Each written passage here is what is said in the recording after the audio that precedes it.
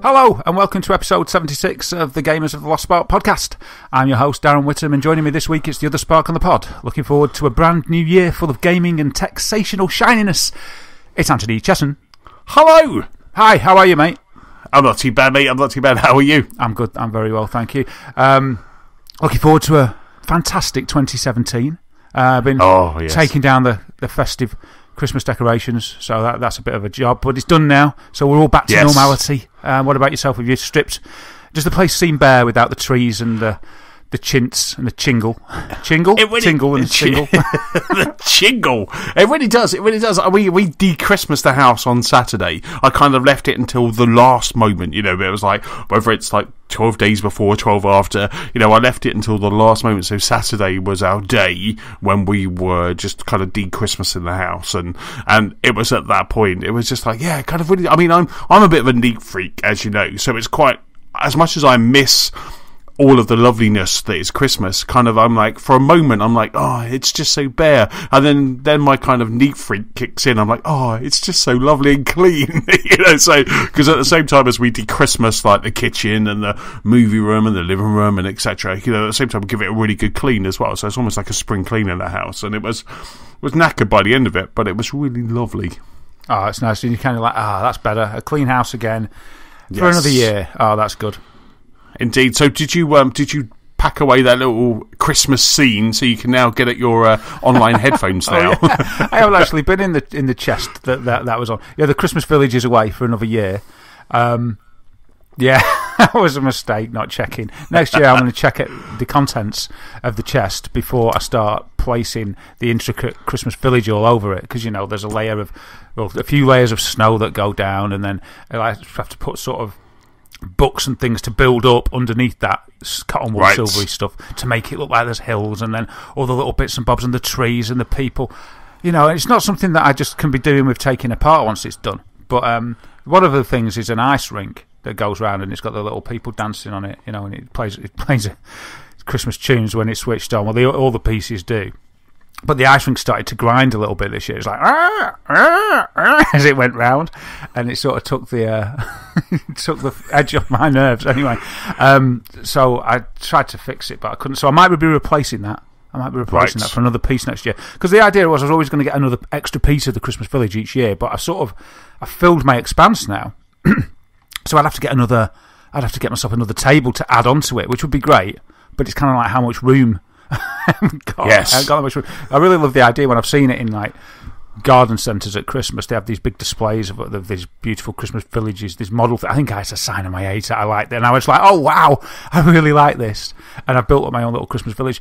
And you can change it each year because you can put the bits where you want, but I don't know, it's not as good as a display in a garden centre, but, you know, I haven't got sort of 6x4 metres. I suppose I have. I've got my vibe area. I could just like... Yeah, exactly. You should do it in the VR room, and then you could then just... I mean, do you like take a picture of it like every year, then build it from there like you would a jigsaw puzzle? No, because I mean that thing was a thing of beauty. I mean, when I said to you, just get it out, go, you know, push it up and get the headphones out of the chest. You look mortified when I said that, so I can now see why, because it would be like kind of just destroying that village with like an earthquake or something. Yeah, it's a bit like, you know, it's their universe, and to do that, you know, imagine that, it's like an earthquake or something. But yeah, so it's all the way now. It's like Attack on Titan. You just got to come over and then just grab at them and move them around. They're all having fun in the Christmas village, like dun, dun, dun, dun, dun. All of a sudden, stick one in your mouth and it's just all over. Yeah, get one and run up a building, and all the little helicopters are sort of flying around. So as part of the tidy up thing I had to do was get my consoles back in order, because they were in disarray. Because I got rid of my PS4, got an Xbox One S, so I got rid of the old Xbox out of the way as well. So the Xbox One S was on the floor, the PS4 Pro joined it on the floor on Christmas Day. So it was time to put them back into some kind of order. So I ordered myself some 3-metre HDMI 2.0 HDCP 2.2 compliant HDMI cables from Amazon. Got a couple of them, 3 metres. I read that once you start getting past 3 metres, sometimes you can have problems with your HDR signal and things like that. So anyway, I'd read reviews on Amazon and they said these were fine. I was still a little bit sort of like, oh no. but they were a lot thicker. The one cable I was using before was only, I think, 1.4 meters, so sort of 3 foot instead of whatever. I think it was like 1.4, and then it went up to 3. And 1.4 just wouldn't cut it because I decided that I was going to put the wires under the floor. Right. What they were doing before was trailing under the carpet, which was kind of hidden, but you could feel the ridge under the carpet. And that was a pretty thin cable, just standard sort of USB, your standard USB sort of thickness of the wire. I didn't realise on your high-speed cables, when I went to 3 metre, it was a lot thicker. It was like there was no way that I could have that under the carpet. It'd be like having, a tube tunnel under there that you could just, it's like probably about a centimetre, maybe, or just under a centimetre in width. So it's I've got some nice chunky cables that are kind of running through my walls, HDMI cables and stuff, and they do get kind of quite nice and insulated. Yeah, and they have to be, don't they, to protect it from cross talk and what have you.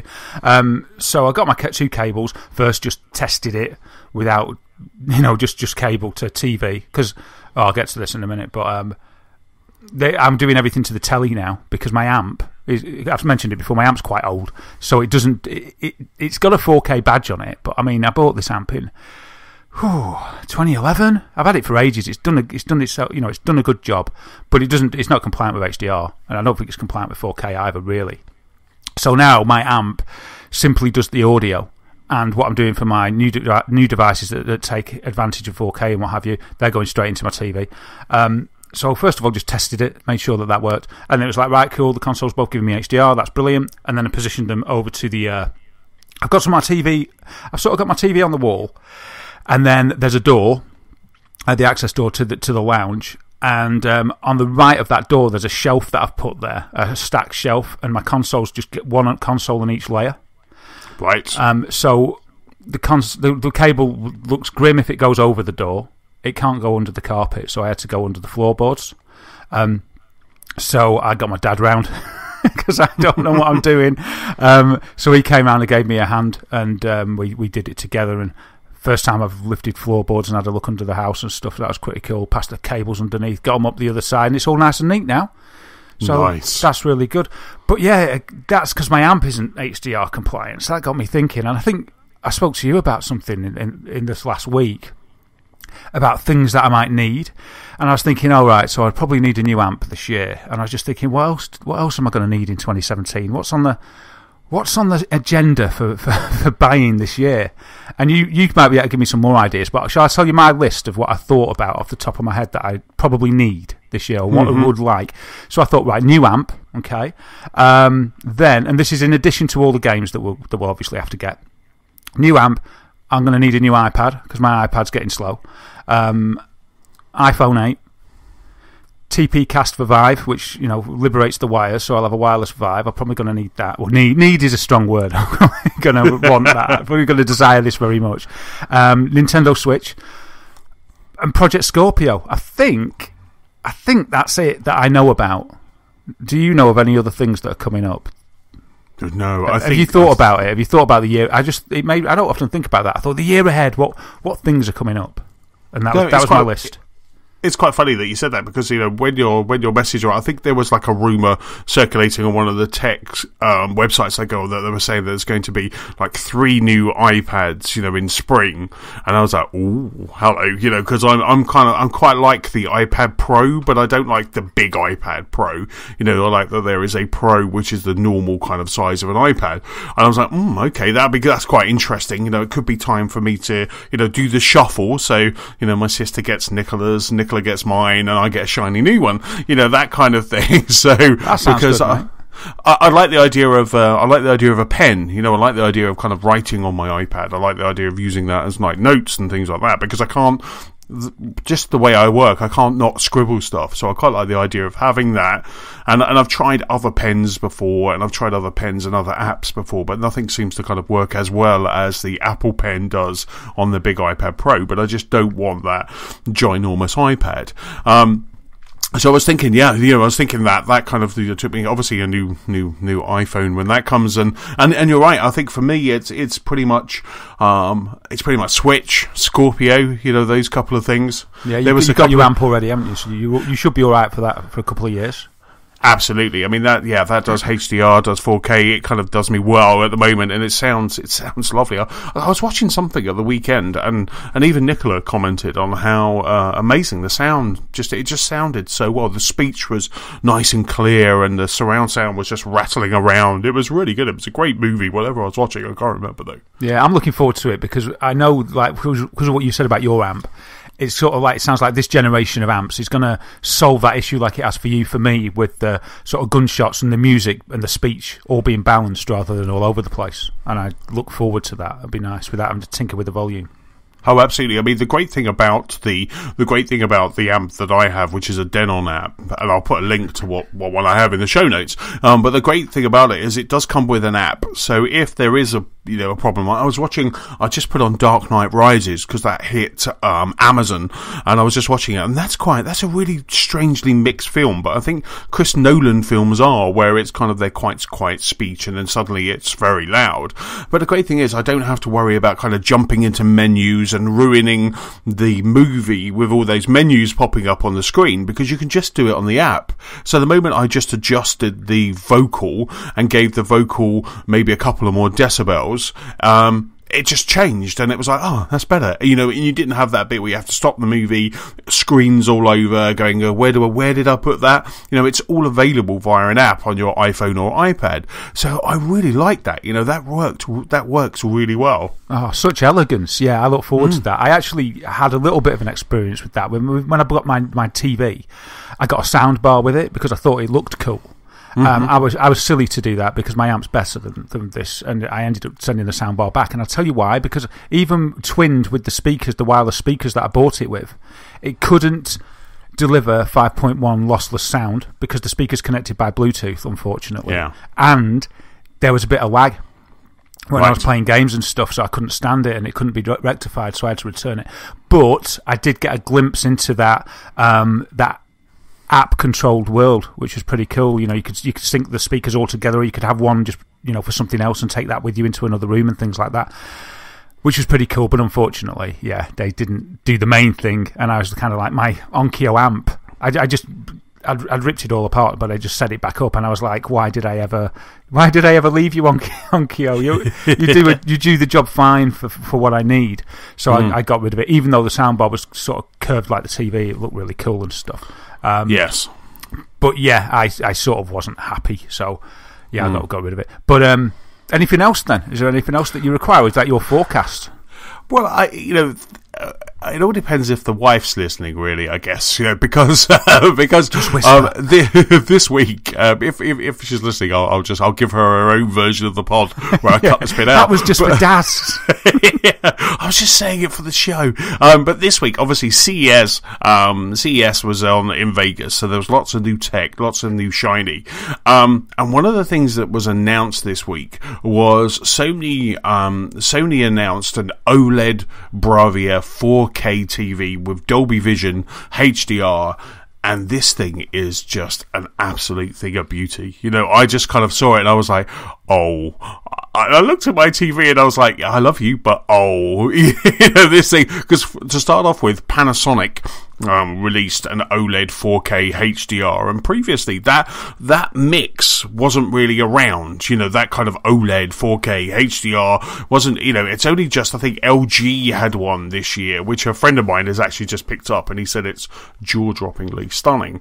And so Sony announced this new OLED Bravia, and I was just like, oh my god, it looks absolutely just stunning. I mean, to tie it back to us and to gaming, it was announced by Kaz. Kazurai was there, and he was kind of he was front and center showing off this Sony Bravia, and it just looks fantastic. It's similar to mine, where it's kind of wafer thin, but I think it's even thinner than the one that I currently have. Even more wapasin.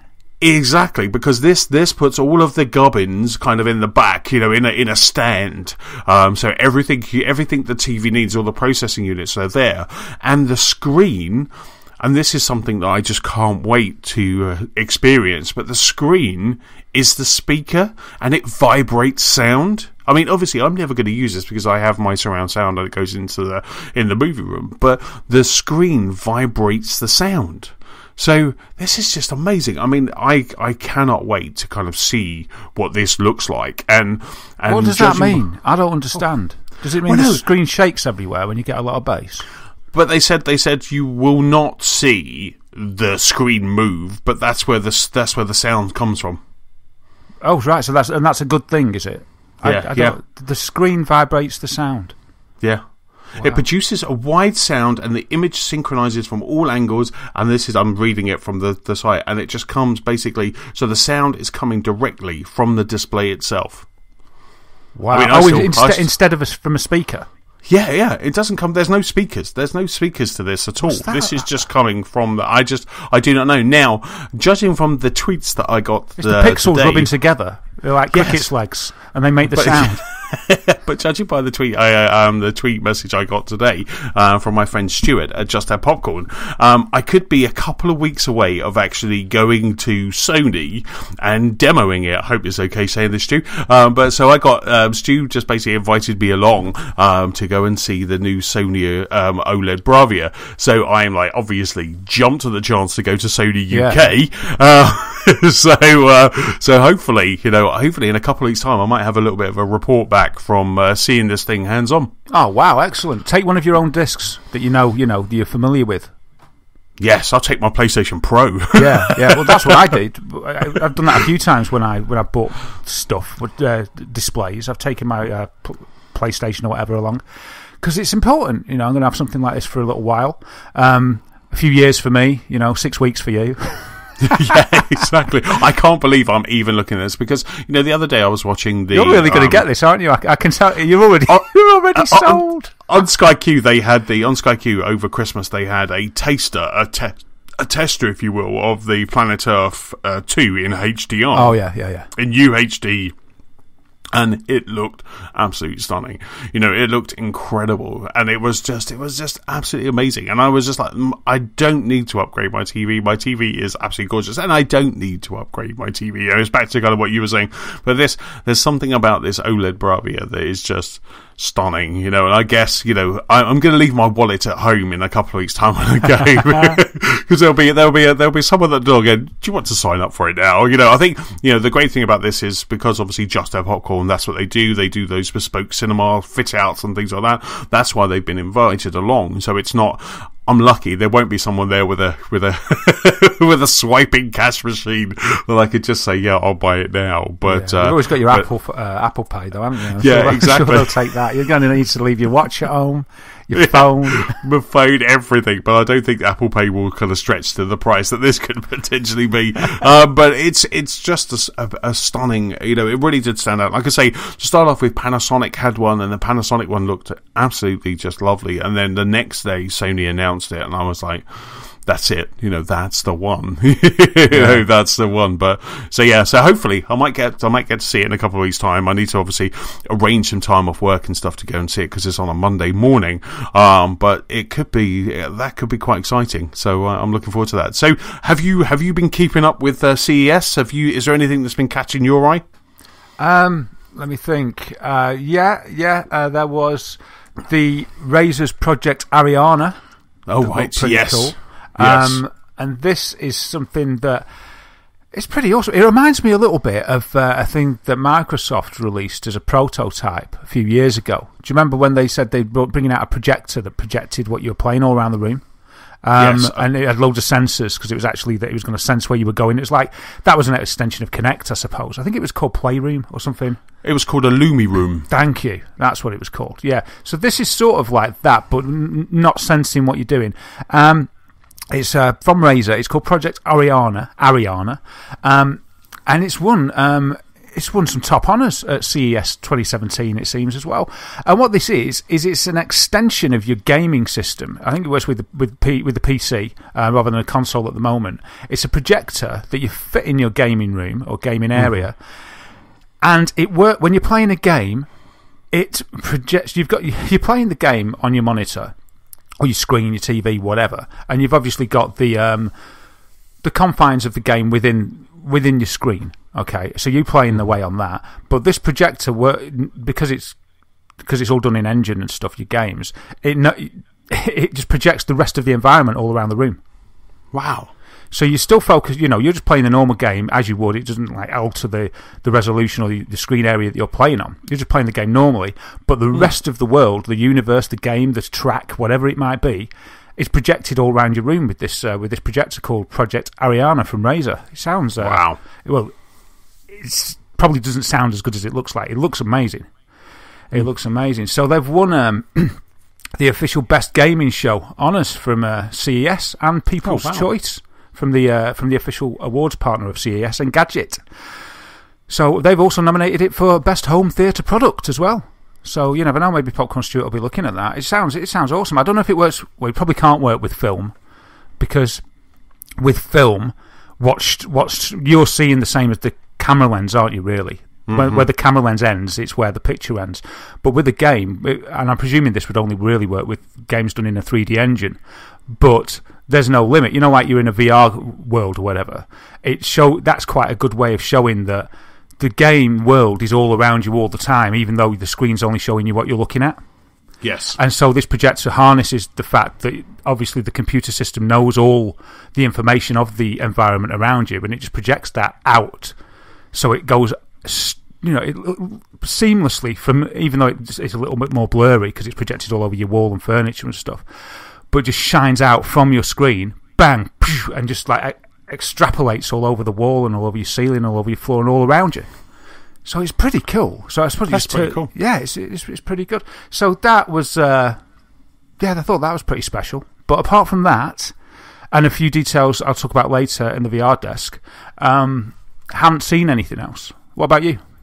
I mean, for me, one of the things that did kind of stand out was the OSIC headphones, the 3D headphones that I backed on Kickstarter. But you went for a trial, but yes, that's the one. So you didn't actually. So they were supposed to be coming out in January, but they've pushed back the date until March now. The release date until March. But they actually won Best Headphones of CES. They actually kind of got they had some accolades as well bestowed upon them. So which was quite interesting. So that obviously they were showing kind of they've got full kits now. They look ginormous, but they look amazing. So they were showing those, and they looked really good. So I'm really and it's quite interesting because I was watching some of the HTC Vive briefings or shows that they were doing, and they've actually partnered with OSIC to kind of do so. So HTC Vive are recommending these 3D headphones that I've kickstarted. So I'm not surprised because they're sort of engineered to be able to replicate the sound in 3D space, aren't they?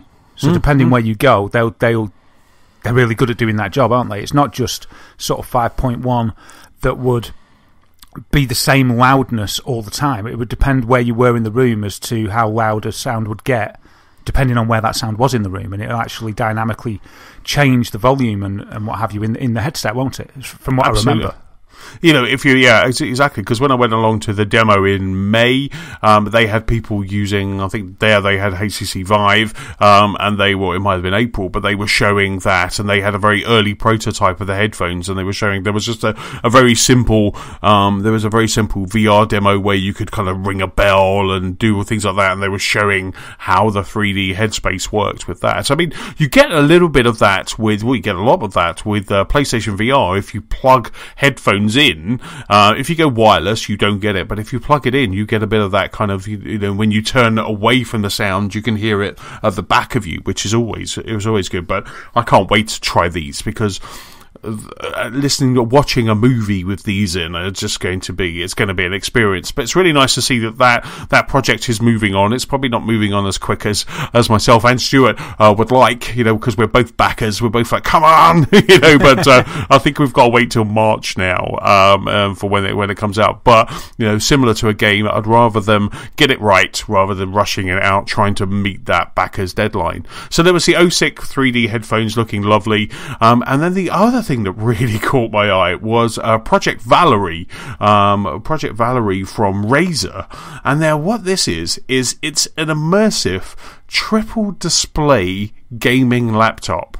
Right, so it's it's amazing. It's the world's first automated triple display laptop, is what they're calling it. And basically, what happens is they kind of and I'll put a link in the show notes, but they kind of open up the laptop, so as you would, and you've just got this one gorgeous screen that's being powered by NVIDIA GeForce GTX 1080. So it's absolutely lovely. And then at a click of a button, 2 screens will appear from the side, so they come out from the top of the laptop, and they come out and they literally go left and right of your main screen. So it's like you have those really gorgeous PC setups where you have that wraparound screen, but you now have that with a gaming laptop. And this thing was just, honestly, it's a beast, it's a monster, but it looks absolutely stunning. Wow, it's awesome. It's a bit like, I just watched it sort of open up the screens at the push of a button, and it's like having a convertible, isn't it? The way that it opens up, it's like the roof going up or down on your car. That's it, you're spot on. And it's just right at the end, just as they come out, it then kind of clicks into place, and it just looks absolutely. I mean, you could never take one of these on the train or on the plane. You'd have to you'd have to book the other 2 seats either side of you on a plane, just to be able to kind of play this. But it's just a thing of beauty. Wow. I mean, I suppose you could take it on the train if you're annoyed with the person next to you. Say you're in the middle seat. 2 people have been doing your head in on the commute. And you just think, right, enough's enough. You press the button and you just edge them out. as the wings, the screen wings come out, and just put a partition between you and them until they sort of jostle you and snap it. I see it's an immersive 12K surround view gaming area with a resolution of 11,520 by 2160. Yes. My goodness, that's like 4 times 4K. I think it's stunning, isn't it? It's without power, this thing will probably last about 10 minutes. But yeah, I wonder how long that battery lasts. Wow! As soon as you take it off power, the screens just go in. You can't get them out. Yeah, they refuse to open up, but each one of them is a 17-inch screen, so you can imagine the size of this thing. And it's just, I'd love to just like rock up somewhere, pull that up, in Starbucks, pop those out and the headphones on. But this caught my eye, and then obviously that Ariana project as well that you were talking about. But it just shows that I think, especially CES this year, that gaming, PC gaming and laptop gaming and things like that got a bit of a resurgence. A resurgence for me. It's probably never gone away, but it definitely was quite front and centre for a lot of CES. It is weird because I think it has never gone away, and it's always been massive. But it's just something that I'm the same as you. It's like something that just seems to, I don't know. I just don't feel part of it. It's weird. It feels like it's a special section of people that I'm just not included with. I think once I used to be sort of touching the perimeter of it, but I try now. But it's just I'm spread thin over all the games and stuff. But yeah, there's a massive market there. What was I going to say about that amazing laptop? It's I was going to say, can you not justify one at work? No, I wish I could. Well, you'll be working. The justification that I always got for people having 2 screens is you're more productive with 2. So yeah, I mean, absolutely. Triple the productive rate. Exactly. I can't wait. You're going to get devs and everybody putting in their orders to the IT department saying, I need this because I need 3 screens. This is the best way to do it. And I'll be more productive because I can just be on my way. 3 screens on the train, 3 screens at the airport, 3 screens at the hotel. Triple the person. I already have, like, on my when I'm at work, I have my laptop and I have 2 screens behind me. So one screen has, like, my Todoist app. The other screen has, like, Team Foundation server up and running in my laptop. So I'm kind of using 3 screens already, but there's, like, one in the middle. And that one's got kind of, Outlook or whatever I'm working on. So there's already kind of that kind of thing. So yeah, no, absolutely. I mean, it's quite funny because we have a media department at work, and we've just, the IT department has just got them a gaming laptop. So, which I was obviously all over when that came in. So it was a real big beefy laptop, and they got kind of a gaming laptop, and I was just like, yeah, good. And it was really funny because they hadn't finished setting it up, but they had Windows and Windows gaming on it and stuff. I was like, yeah, I'll take that home this weekend. But I picked it up and it was so heavy. I was like, maybe not. And I put it back down again. But this thing was gorgeous. And it was a big Razer gaming laptop, which was but it weighed a ton. You would need a wheelie trolley, I think, to kind of take this backwards and forwards.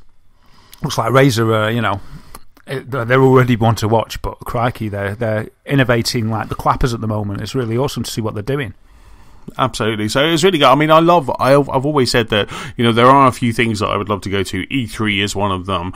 CES is another one. I'd love to just kind of, the 2nd of January, hot foot it to Vegas, and just because there's so much going on, especially, there was lots more Ultra HD Blu-ray players. Obviously, everyone was kind of very 4K HDR, 8K started getting rumored, your 2.1 HDMI and all of that. So there, 2.1, which will be able to handle 8K and things like that. So there's a lot of buzz this year, but still, and I really did think at CES this year that Disney still haven't announced any Ultra HD or HDR content.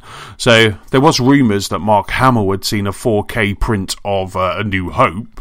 So I thought they were going to say, here we'll start buying the Star Wars again. So it's like, here you go, that we're going to release the original trilogy, HDR, 4K, remastered, bop, but there was none of it. They'll probably do that. They'll announce that as part of the marketing lead up to Episode 8. I reckon. Which, you know what they're like. But did you know that one of these laptops, these triple screen laptops, got stolen from CES? Yeah. No. Apparently, right. So Razer debuted this brilliant laptop, and on Sunday, 2 of the prototypes was stolen from the Razer booth. Oh no! At CES, yeah. And the company, these prototypes must be worth a bomb, because the company is offering $25,000 for information leading to the capture of these people that have stolen them. Wow! Yeah. It went on Facebook, I think, on Sunday, apparently, and they said, let's have a look what they said. At Razer, we play hard and we play fair. Our teams worked months on end to conceptualise and develop these units, and we pride ourselves in pushing the envelope to deliver the latest and greatest. We treat theft/larceny, and if relevant to this case, industrial espionage, very seriously. It is cheating, and cheating doesn't sit well with us. Penalties for such crimes are grievous, and anyone who would do this clearly isn't very smart. So yeah, they're not happy. I don't blame them. Imagine this guy walking out with 2 of them. Wow. He's like, wow, but he can't really use them because people would notice. He would be able to get them out of the airport or on the plane. So I wonder if it was a rival company. I wonder if it is a bit of industrial espionage, and people are thinking, how have they done that? And they want to reverse engineer those. Is it that secret that they'd have to do that? I don't know. Absolutely. If there's any kind of that would be the best option, wouldn't it? That it was inside espionage, that they were trying to steal the tech rather than just someone kind of being a bit kind of, I want that, and taking it. But that's really interesting. Wow, like trying to get the recipe for the everlasting gobstopper in Charlie and the Chocolate Factory. Or the KFC special, yeah. Special secret spices. blend of 11 herbs and spices that nobody knows. So, speaking of special blends, what have you been playing this week, sir? I tried to segue, I don't think that worked, but what have you been playing this week? I've been playing, you're going to love this, Anthony, only one game. Right. The Last Guardian. Holy moly! So you haven't played for much then this week. How are you doing? I shouldn't let my bias sway you. How are you finding it? Are you enjoying it? I played it for 5 minutes. I snapped the disc in half and threw it away. No. I thought to myself, he was lying there, and as I said before, I'd played a couple of hours, and I've been distracted with Dragon Quest Builders, and I just thought, something. I've waited that long. I'm going to try and see, what this game's about. I'm going to give it a chance. I'm going to get in there. And I decreed to myself that I was going to play it and complete it, which I pretty much did over the weekend. I just made the time. Hook, line and sinker, made the time. I twitched quite a lot of it, actually. I streamed it. So if anyone's interested, they can look at it'll probably still be on there. So you can watch my playthrough of it if you like. You can see the end, whatever. Probably many other good YouTubers you can watch the end on as well. But there you go. So what did I think? Right. Well, I'll start with the good. There were some wonderful moments in it, okay, of brilliance and beauty. It was some parts of it were amazing, and I did sit back in my chair and go, "Wow, that's amazing." I see now. I can feel it. I feel sort of almost rewarded for my patience. It was kind of worth it. No, it's kind of some amazing details and mechanics in the game. Some parts of it, for instance, where you're riding on top of Trico, precariously on fragile structures that are hundreds and hundreds of meters up in the air, and they start collapsing on you. And the music starts to well in there, because the music is used quite sparsely in the game. So when it starts to sort of chime in there, it sort of grabs you in that excitement. There's some amazing moments where you've got to do a leap of faith. You're running along, the whole place is just crumbling beneath your feet. You've got nowhere to go and you don't know what to do, and you just think, and you just hit jump. You just jump off the edge, and all of a sudden Trico will sort of like swing its tail as you fall past, and you'll grab on, and the music kind of goes da-na-na, and you're like, oh wow. And the moments like that, it was kind of like that's what it was all about. It's like really good stuff that. And I really enjoyed it. You do sort of form over the time an emotional bond with the creature, or I felt that I did, to a degree. It is beautifully animated. Its mannerisms are really great, and its eyes. You sort of over time you sort of can't help it get sucked in a little bit. He changes colour over the game as well, because I'm sure he started off as sort of white. Right. I'm sure he's white. You played the beginning. He was white, wasn't he? He was indeed. Yes, absolutely. He's sort of black by the end, unless I didn't clean him enough. Maybe when you rub him, you can clean him, or maybe he's just blood-stained. I did look after him, don't get me wrong, but he was sort of black by the end, or a grey black with plumes of brown feathers as well. But I've heard that he gets stained with the blood along the way as well from getting speared, so it might have just been that, but I don't think so, because I did treat him well. His horns also grow. At the beginning of the game, his horns are hewn off. And yes. It's so subtle, but then partway through the game I just thought, I was questioning myself. I said, didn't he have half horns? Now he's got full horns, so these horns grow. So there's all these little subtle touches of the animal growing and developing. Oh wow! There's also some amazing scenes where you can see why the PS3 couldn't handle it. There's more than one Trico in the game. And there's sort of a baddie Trico, and at one point they have a fight on sort of a drawbridge or many drawbridge, and they fall through one drawbridge and massive crash down onto the next drawbridge, and they're fighting, and they're sort of ripping at each other, ripping feathers out, feathers everywhere. They're proper tussling, and you're running around trying to help your Trico, and it's all in real time. It's not a cutscene, and you're just kind of like, wow, man, it is impressive. It is impressive, but you're panicking because it's sort of like, the longer I don't work out what the developer wants me to do in this situation, the more Trico's getting hacked to pieces by this horrid other Trico. So you're sort of panicking because they'll just fighting, and a lot of the times Trico's pinned down, and that event will just go on for as long as it takes you to work it out, and it's not nice to watch. It's not nice to watch at all. There is some harrowing scenes where Trico gets put upon by baddies in the game, let's say. I don't want to spoil too much, but there's certain bits towards the end that if you were an animal lover and things, you wouldn't like it. I was quite surprised. I sort of sent Sam off. I wasn't expecting it. And there was one point where he was getting duffed up pretty badly, and it wasn't good to watch. I was sort of like, no, sort of like, but kind of amazing, but awful, if you know what I mean. It's got it had a good ending, and as I said, the music's good and the sound's good and stuff. So that's kind of it was good, I enjoyed those bits of it. So I'll move on to the bad. And this is the thing, it was the whole experience, this is the trouble, was hampered, like you say, the reason you gave up for it, terrible controls, long boring sections of figuring out what the puzzles are, and there's nothing on the environments really to tell you where to go or what to do. And the thing is, when you're a game like that, and Ico was the same, where you've got to figure out what to do in the environment, and nothing's really highlighted to show you, and that's okay, not being handheld, that's fine. But when you add in the mix Trico, which is an erratic being that won't always do what you want, and you don't know if Tricos should be used in a puzzle or not used in a puzzle, or where you're supposed to point him and ask him to do something, or is it you that's supposed to do it, it can just sort of add to the frustration of trying to work out what to do. It's it can get a bit annoying. So some sections you're just like, I don't know what to do. And that's the thing, you don't know if you're supposed to do it yourself as the boy. You don't know if you're supposed to do it with Trico and get him over to do something. You don't know if you're supposed to get on his back and ask him to do something. And you find out eventually, most of the time when you do realise what it is, it's kind of like, there's some clever puzzles in it. Right. There's some really clever puzzles. There's one puzzle that I thought was quite genius, where it uses the physics, and you're in sort of a pool in a lake, and you use Trico's weight as he jumps in to raise the water level to allow you to reach a lever. And that took a bit of figuring out, and I thought that was genius when I figured it out.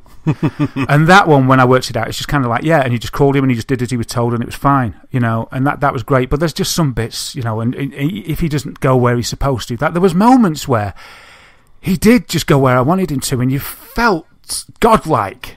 But that was, if I'm honest, that was not in the majority of times, unfortunately. But when it did click, it was really good. What else? Yeah, some of the pits, there was a bit where you had to roll around in a cage, like you sort of hamster running in a cage to push the cage along. And the cage was with the controls of the kid as well. And he just kept falling over because of the over animation. And he couldn't push the cage where you wanted it to go. It kept getting hooked on the scenery. Then you added Trico to the mix, trying to get him to do something with the cage as well, which you didn't seem to want to do because you weren't in the right place, and you couldn't get to the right place because your kid kept falling over because of the animation. In the end, I just started shouting. I was going to say, how long did it take you before you went, ah? In the end, man, I was just like, it was sort of one of the moments, I was nearly there, nearly over this rock or whatever it was that I had to sort of roll over, and it stopped and it rolled back down to the bottom. And I was just like, push the damn cage for God, you piece of junk. And it was really bad. And so that's it, really. I suppose, in summary, the tragedy of it is that the high points make you feel what the game could have been. And it could have really been something, I think, if the highs were consistent. I feel that if you persevere, the magic is definitely there for the patient player, if you're willing to put aside the bad. There's some great gaming in there, like a Jawbreaker sweet holding a honey chocolate centre. You've got to persevere sucking it for a long time, and you'll get the reward. But overall, I enjoyed it, but I would not play it again. Right. But I'm glad I did. It's over for me now. I've done it. I felt I had to. Yes. Like for you, you've got rid of it and stuff. I wouldn't say to you, well, you've got to play it. I'd say if you were intrigued by it, I'd say just watch some of the highlight scenes on YouTube, and you'll get a glimpse. Watch them in high quality, and you can enjoy what the game could have been. If you just watch some of those great moments, because if you're never going to play it, you don't mind it being spoiled.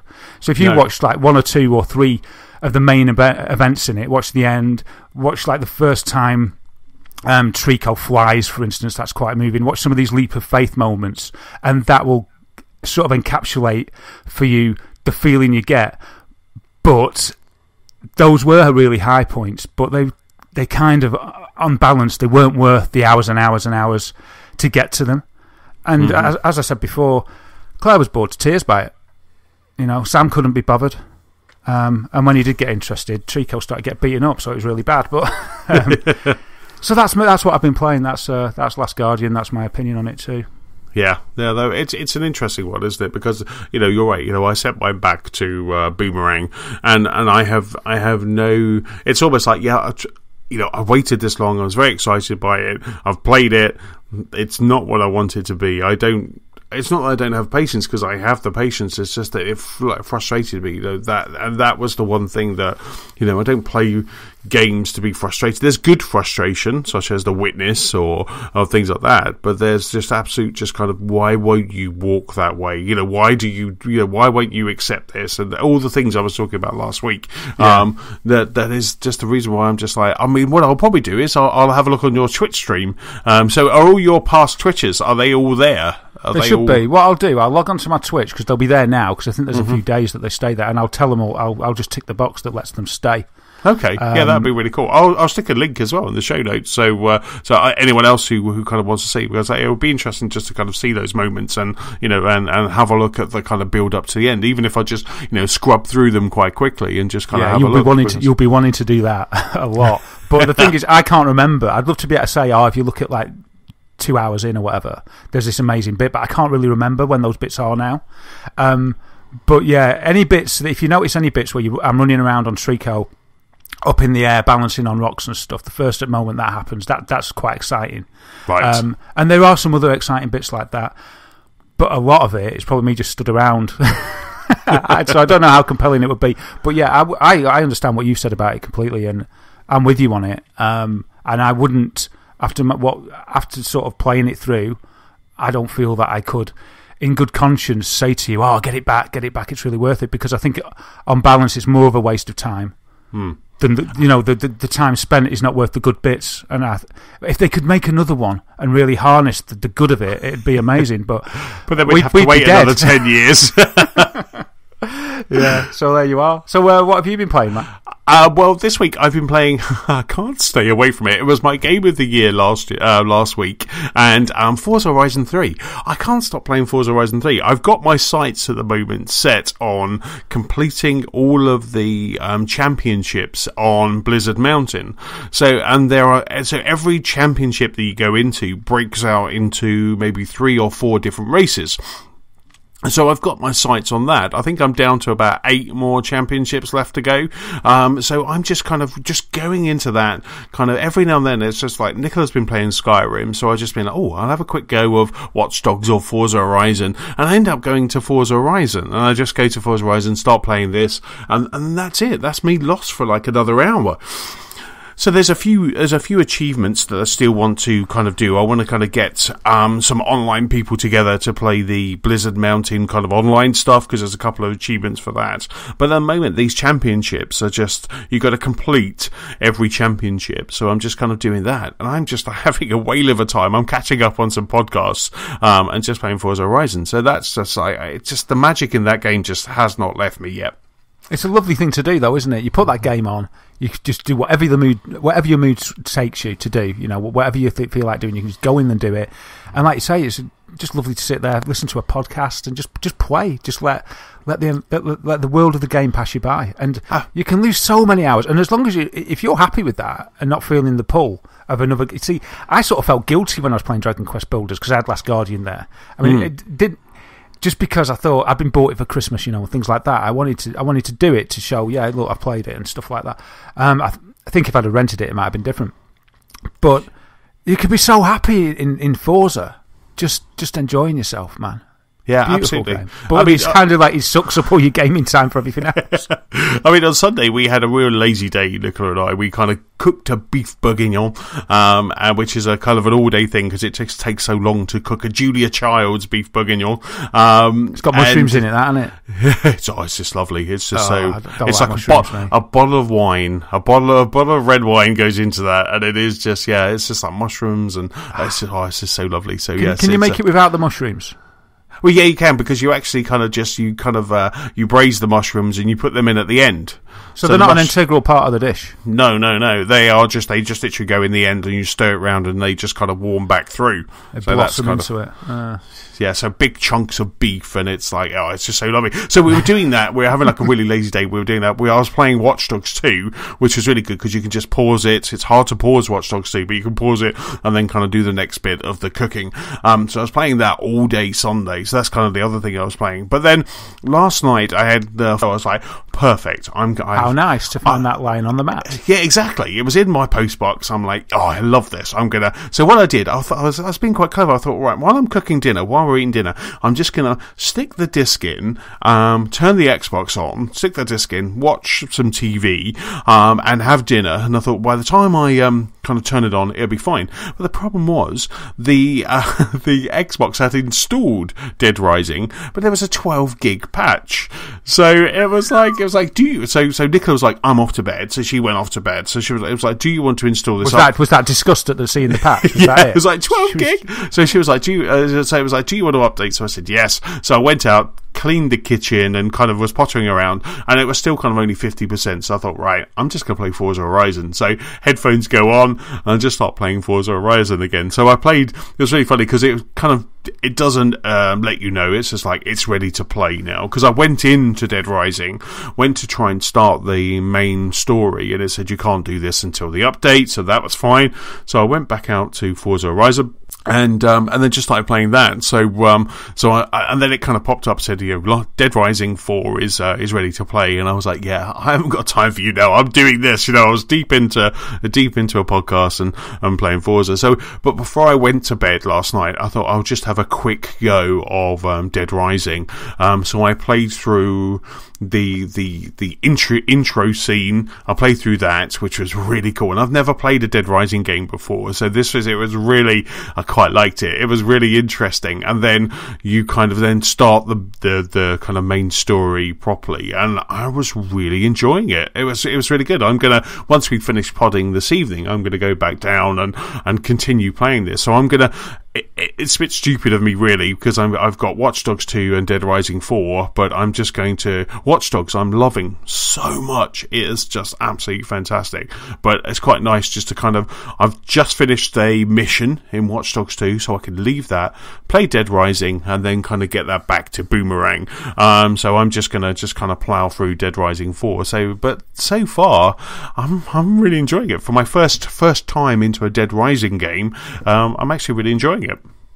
Brilliant. I've not really played a Dead Rising game either. I think I played one of them, and it might have been a full game. It might have been a demo. I can't remember. I seem to think it must have been a full game that I didn't complete, just because I got annoyed by the timer. It had a timer system, but that's not in Dead Rising 4 anymore. Thank God for that. So I'd probably prefer it, because you basically just had like a day and night or whatever. You had to do everything within a certain time, and then it'll reset, and you had to do it again or something. I don't know, like Majora's Mask or something. Oh wow! But not as good.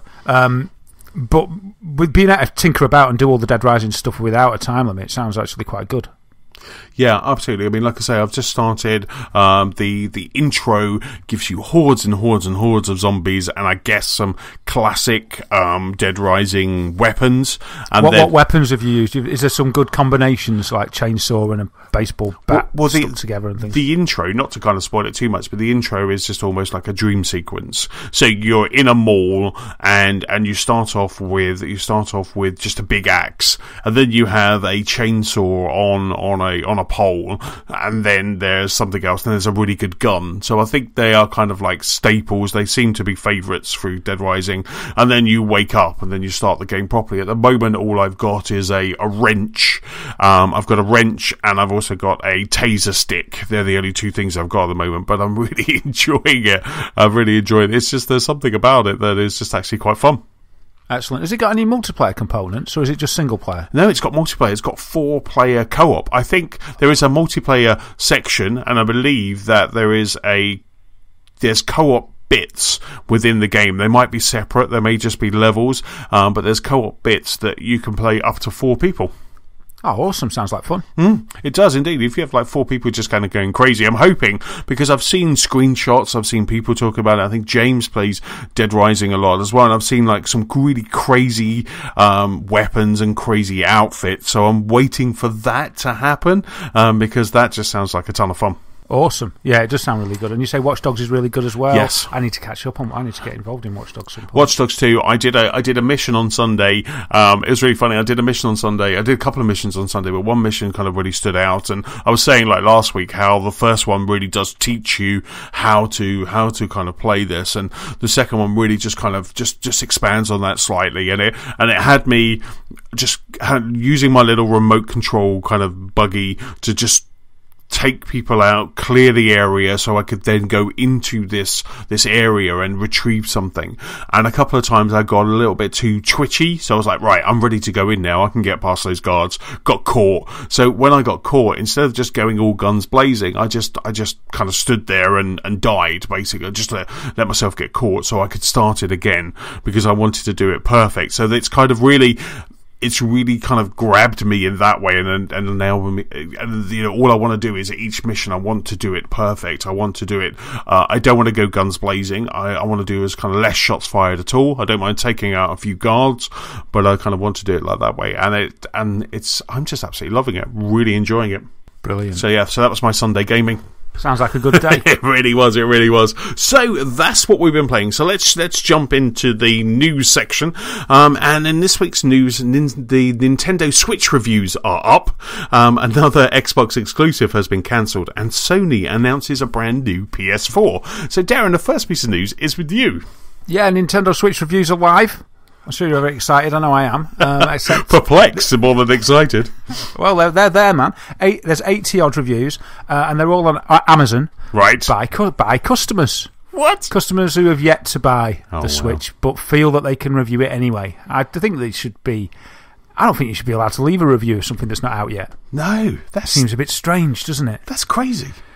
So there's 80 positive reviews on Amazon for the Switch already. And I might put that link in the bottom of the show notes, so people that are intrigued on reading what the Switch is going to be like can have a read. Are there any classics in there? There is a good one. There is a good one here. Let me just. So there's 76 5 stars, 4 4 stars, 2 3 stars, 1 2 star, and 6 1 star review. But there's one review in particular that sort of sums it all up and answers the question that me and you were wondering about. How can all these people be reviewing the Switch when it's not out yet? Now, this review answers that question and more, essentially unlocking the mysteries of time travel to us all. So I'll read you this review because it's quite good. So this is by a guy called Luke Melia, and here we go. See there, clearing my throat for a read. Are you sitting comfortably? Wow, how long is this review? It should be just, I don't like it, and that's it. Yeah, pre-order cancelled. No stars. My name is Luke. I am a time traveller from the year 2020. In 2017, Nintendo launched their new console, the Nintendo Switch. 1 month later, in a shock announcement, Sega announced the Dreamcast 2. Oh, the release of the release of the Dreamier Cast. This created a rift right through the gaming community, thus beginning the second Nintendo versus Sega war. Everyone picked a side. It was calm in the beginning, just the usual Facebook keyboard battles. Mario's just a fat plumber who can't run fast. Sonic can't even fix a boiler. Admittedly, these arguments were not the most creative. Sadly, things escalated quickly into violence in the streets. Over the last 3 years, I've lost too many to count. I was in my underground bunker, hoping that the roof would continue to hold through the next round of bombings. I was alone. I couldn't let anyone else see my dark secret, a secret I was too scared to reveal. I owned both consoles. I thought it was logical. That way I could play all the best games. Surely I could be on both sides, right? I wasn't the only one. Phil owned both too. He shouted about it to everyone, claiming he'd found enlightenment. Instead of becoming the saviour he believed himself to be, he became the enemy to both sides, and they literally ripped him apart in the streets. I knew I had to do something, to find a way to save everyone. The only way was to go back in time and stop the Dreamier Cast from ever launching. It was too late for the Switch. Nintendo would just do something else, but it wouldn't take much to stop Sega and convince them they should stay as software developers. Using components from both consoles, I created a time machine. I travelled back to 2015 and went straight to Sega with a new idea, Sonic Mania. This idea was so genius that they immediately abandoned Project Dreamier Cast and put all their resources into Sonic Mania. The war was prevented. I saved everyone. Sadly, as the Dreamier Cast no longer exists in your future, my time machine has ceased to exist also, meaning I have been trapped in your time ever since. I thought I was the only one, until now. But seeing these 70 plus reviews for the Nintendo Switch has made me realise that there must have been others who have also tried the console and travelled back in time and left a review of what it was like. To you, I say, hello, my brothers. I am sure you fought well. Together, we will help shape a more united future. Anyway, I've gone off track. The Switch was alright, 3 out of 5. That is absolutely superb. It's priceless, isn't it? So it's because they've all gone back in time. They all played the Switch in 2020, the big war, and they all came back and they rated it on Amazon. So all those people, they've got the gift of hindsight. That is absolutely fantastic. I love that. That is just so cool. What a dude. It's quite funny because you look down the bottom and then you got the people saying, "Oh, it looks like another Wii U, 1 star."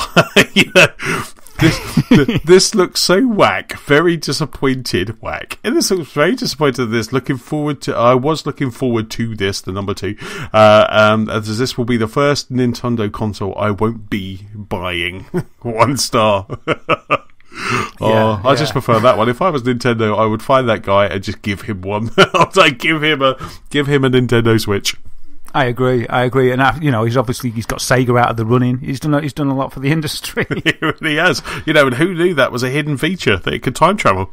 If you need 2 consoles, you need 2 future consoles. Of course, rip them apart, and then you can create. That dreamier car sounds gorgeous. I mean, it's quite funny because Nintendo have a kind of they've released a couple of the specifics about the Treehouse Live event as well, which is going to be this Friday if you're in the UK. So if you're in the UK, it's 4 a.m. This Friday. So the Friday the 13th of January, 4 a.m. The live event will broadcast. That's 8 p.m. Pacific, 11 p.m. Eastern if you're in North America. And then they're also going to be doing a bit of a live broadcast at 2:30 UK time, so 6:30 a.m. Pacific and 9:30 Eastern, where they kind of show more hands-on, and I think there's some press that are going to this event as well that are actually going to be getting hands-on on the Nintendo Switch. Cool, this is the big Switch announcement then, is it? It is indeed, this is the big one. Yeah, I can't wait to see the actual date and the price, which hopefully will be being revealed. There was a rumour, I didn't bother reporting it, putting it down as a news item. Did you see the rumoured piece of paper that had been photographed that outlined some stuff of what was going to be revealed on Friday? What was that? Oh, it just said, it claimed, I mean, it looked a bit fake, but it said, it was a picture and it said it looked like an agenda for the 2017 Switch reveal. And it had like the Nintendo logos on the top. It sort of said, I think it said 27th of March for the release. Breath of the Wild would come out with the Switch. Mario Kart 8 Switch was going to come out with it as well. That's Nicola's birthday. Oh no. Will she want one though? Probably not. I don't know if we could be a 2 Switch family. I don't know if we should be that indulgent. Well, there you go. I thought she might be a fan, and then that'd be easy. Oh, absolutely. I mean, she loves Zelda. She loves Mario. If I'll probably show her on Friday, and if she says I want one, then we would have to do that. Yeah, I actually thought, I read this, it had a few things on it, I can't really remember, because I just thought, well, it's as time of recording is the 10th of January. By the time it goes out, I thought it's not really worth reporting, because even for me, it's like, well, I'll find out on Friday. I'm going to find out in 2 days, so I can't really be bothered. I stopped reading it. I just thought, it doesn't matter. I'll find out on Friday, and I'll know it's true instead of speculation. So yeah, I just wondered if you've seen it. I'm definitely setting my alarm for 4 a.m. I get up at 4. I'm in London on Friday. We actually do have snow forecast in the UK. But so hopefully I will be in London. But I get up at 5:30. So just an extra hour and a half up would not be bad. I can just sit in bed, cup of coffee, watch this because I've got a pretty full on day on Friday. So I'm not going to have any time to enjoy the other announcements. So I'll just do that and then maybe watch the other thing kind of on demand later on in the day, but I'm definitely going to get up at 4 a.m. You've chosen a bad day to go to work. Is Southern Rail's on strike again on Friday, isn't it? Or is it the Tubes? Yeah, no, it was the Tubes on Monday, and Southern were today and Friday. Yeah, unfortunately, I use Southeastern trains, and so damn them. Well, fortunately, I imagine you actually get from A to B in a reasonable time. Indeed. Awesome. So, yeah, I can't wait for the Switch reveal as well. I don't think I'll get up at 4 a.m. unless sometimes I wake up early, though, when I can't get back to sleep. Right. So if I do wake up and I'm just lying there thinking about Nintendo, I'll tune in. I'll start messaging you so your phone starts vibrating. Yeah, I love that. I wake up in the morning and you'll be like, have you seen it? And I'm like, oh yeah, classic. I'm like, look at this is amazing. It's really funny because there are, the kind of Twitter's quite quiet, apart from obviously anyone in the US that you're following, that kind of, when I was doing it at E3, there kind of comes a point where it just kind of drops off and there's no one there. But this is definitely worthwhile kind of waking up at 4 a.m, I think. Yeah, I reckon it's more worthwhile than the Game Awards. Yeah. Would you say? This is a big moment. It is a big moment. I woke up and I watched the Game Awards, so if I could do that, I can definitely do the Nintendo Switch. Exactly. If you don't do it for the Switch after you've set the precedent of the Game Awards, I don't need You're much no sleep. man at all. Exactly. For some reason, I don't need much sleep, so I'm good. I'm good for these kind of rumours and these events rather than rumours. So yeah, so that's the Nintendo Switch. So we'll be all about that next week. We will break down that Switch event and keep an eye on those Nintendo Switch reviews as well, because that was classic. And if there's any other time travellers listening, get in touch with us and let us know about other gaming incidents that happen in the future that you may have prevented or that you're on board with. Yeah, absolutely. So next piece of news is up with me.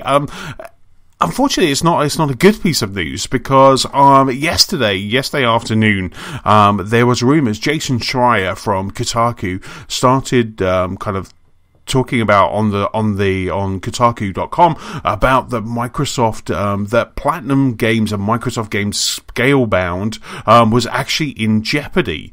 So they were saying there's a few sources that were saying that there's some issues around this game and that the game could be in trouble. Later on that day, they said that the rumours were kind of started to escalate and started to ramp up, and they said they actually could be cancelled, and several sources were confirming that this game is actually cancelled. And then about 3 o'clock Pacific time yesterday, Jason Schreier broke on Kotaku that Microsoft had confirmed that Scalebound is no more. Their statement that went to Kotaku and other press sites said, after careful deliberation, Microsoft Studios has come to the decision to end the production for Scalebound.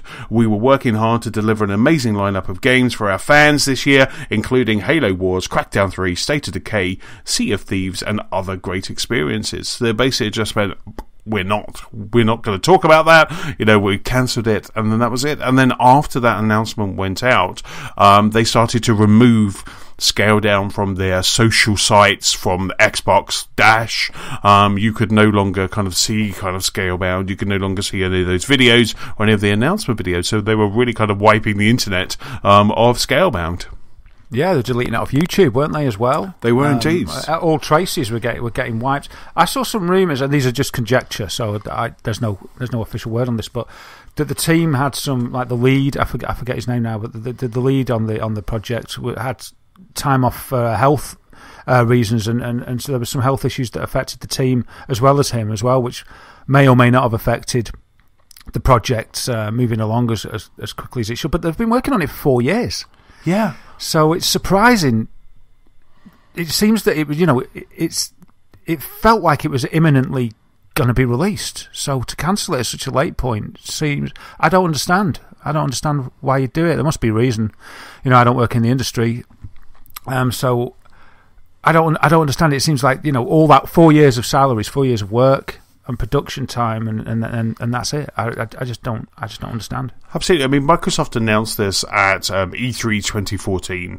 That was our first kind of E3 extravaganza. We were quite excited about this game. We were a little bit worried about the frame rate, thought it was a little bit chocky, but we were genuinely excited about this game. It looked like it could be a ton of fun. And then they showed it again last year at the 2015 E3, and again we were like, yep, Scalebound's looking good, it's looking great. And then they announced that there'd be multiplayer, that you could have multiple people in your game, and it just started looking like it could be quite special. So to see it just suddenly, and all of the websites were thinking that as well. It got a lot of kind of most anticipated games for both of those E3s. It was very kind of, it was high in those accolades as well. So it's really kind of, it's a little bit of a strange one that this has gone. Now whether Platinum Games, because Platinum Games are, they have Nier or Nier Automated or Automoto that's coming out, so they have games. They're still creating games. So whether they're going to just take this and maybe they'll do it multi-platform, or they'll get Activision to publish it or something like that, I don't know. And I've been looking around today just to see if there's any kind of more specifics, because you're right, Darren, this has been 4 years in the making. So surely a game like this, you don't just kind of let go at that point. Yeah, I mean, I forget which one, but an outlet got in touch for a comment from Microsoft to ask whether they or Platinum owned the IP and the rights to the game, but they got no answer. They pointedly didn't answer that question. Yeah, and I remember when this was first released, we hadn't seen anything like Horizon Zero Dawn then, but I sort of felt a bit like I felt when I saw Horizon Zero Dawn on the first release of this. When we first saw that release, the announcement for Scalebound, I was like, wow, this looks amazing. Me and you were both really hyped about it. For me, the last thing we saw at last E3, I found a bit underwhelming. And I was sort of like, I was expecting more from this, but that was just based on visuals alone, really. Yeah. I sort of thought it looked. I don't know. I commented at the time, and I can't remember exactly what I said, so it's hard to comment now because I could just. I don't want to hear myself if I listen to what I said and be saying the opposite or something. But I feel that I was a little bit underwhelmed with it. But yeah, they're working on a Nier Automata, or is it Automata? It's a weird one, this, right? I played the demo of Nier. I'm just going to call it Nier for a moment, and I loved the demo. I thought, yeah, and it's sort of classic Platinum. I was like, yeah, this is great. But I'm confused with the name because when I read the name, when I see the name written down, I think it looks awesome. Okay, and I think it's a great name, a great title. But when I come to say it, I just can't say it with the pizzazz that I feel it's due because I want to say Nier Automata, right? But it sounds like I'm giving you a choice. Do you want Nier or Automata, right? But even if I change it to Nier Automata, it just sounds like I'm doing an American accent and I'm asking you Nier Automata. Tomatoes, that's what you're saying. You just call it. Maybe we should just call it Nier. I got completely confused when I was playing the demo because I thought it was the other game. Is it Neo? I thought it was that. So I was thinking, wow, this game has changed a lot. Wow, just a bit, yeah. But that tomato thing does my head in because I'm just sort of like, it looks great written down. I wish it was called Nier Automaton or something like that, or Nier Ex Machina or something, because it's sort of similar. But when I say Automata, it just does my head in the way it sounds when it comes out of my mouth. Nier Automata, and it doesn't matter. I was like, all right, I'll improve it. Nier Automata. It's still a tomato for me, or a tomato. Like you say, tomatoes. And it ruins it for me, but I do like the game anyway. But Scalebound has it has such a pedigree, because it is it Hideki Kamiya, probably butchered his name, but he's behind Devil May Cry, Okami, Bayonetta, Resident Evil. There must have been something seriously wrong with this game for Microsoft to leave such a pedigree, to be able to just part ways, which is why I think that hopefully that maybe this game will live on, and it will come to an Xbox console, or it will come to multi-platform, or Sony is now just saying, we'll just release it. But obviously Microsoft didn't see the promise, and when, as their statement said, they still have a fantastic lineup, which includes Halo 2, Crackdown, State of Decay 2, Sea of Thieves, and other great experiences that I'm sure we're going to learn about kind of as the year progresses, that maybe this just didn't fit into their portfolio, that kind of Phil has always been talking about. This is the biggest game that Platinum have worked on. I wonder if there's something about that maybe the size of the project was too much. I don't know. That's complete speculation. I don't have a clue. But it's just so odd. And like you say, this will be one of those games that there's so much work done. If it doesn't get released by somebody else, it's going to go down in sort of the history of one of those games that in the years to come, people are always so it's going to be one of them, isn't it? They're going to bring Scalebound out. It's going to be another Half-Life 3 or something. So we just got Last Guardian, and now Scalebound is now in that place of urban legend of game that we want to be released now. So we now have to wait 10 years. No, we have to wait 6 years because it's already been in development for 4. So we have to wait 6 more years until it gets released. Yeah, that's all. And then it'll be a 6 out of 10.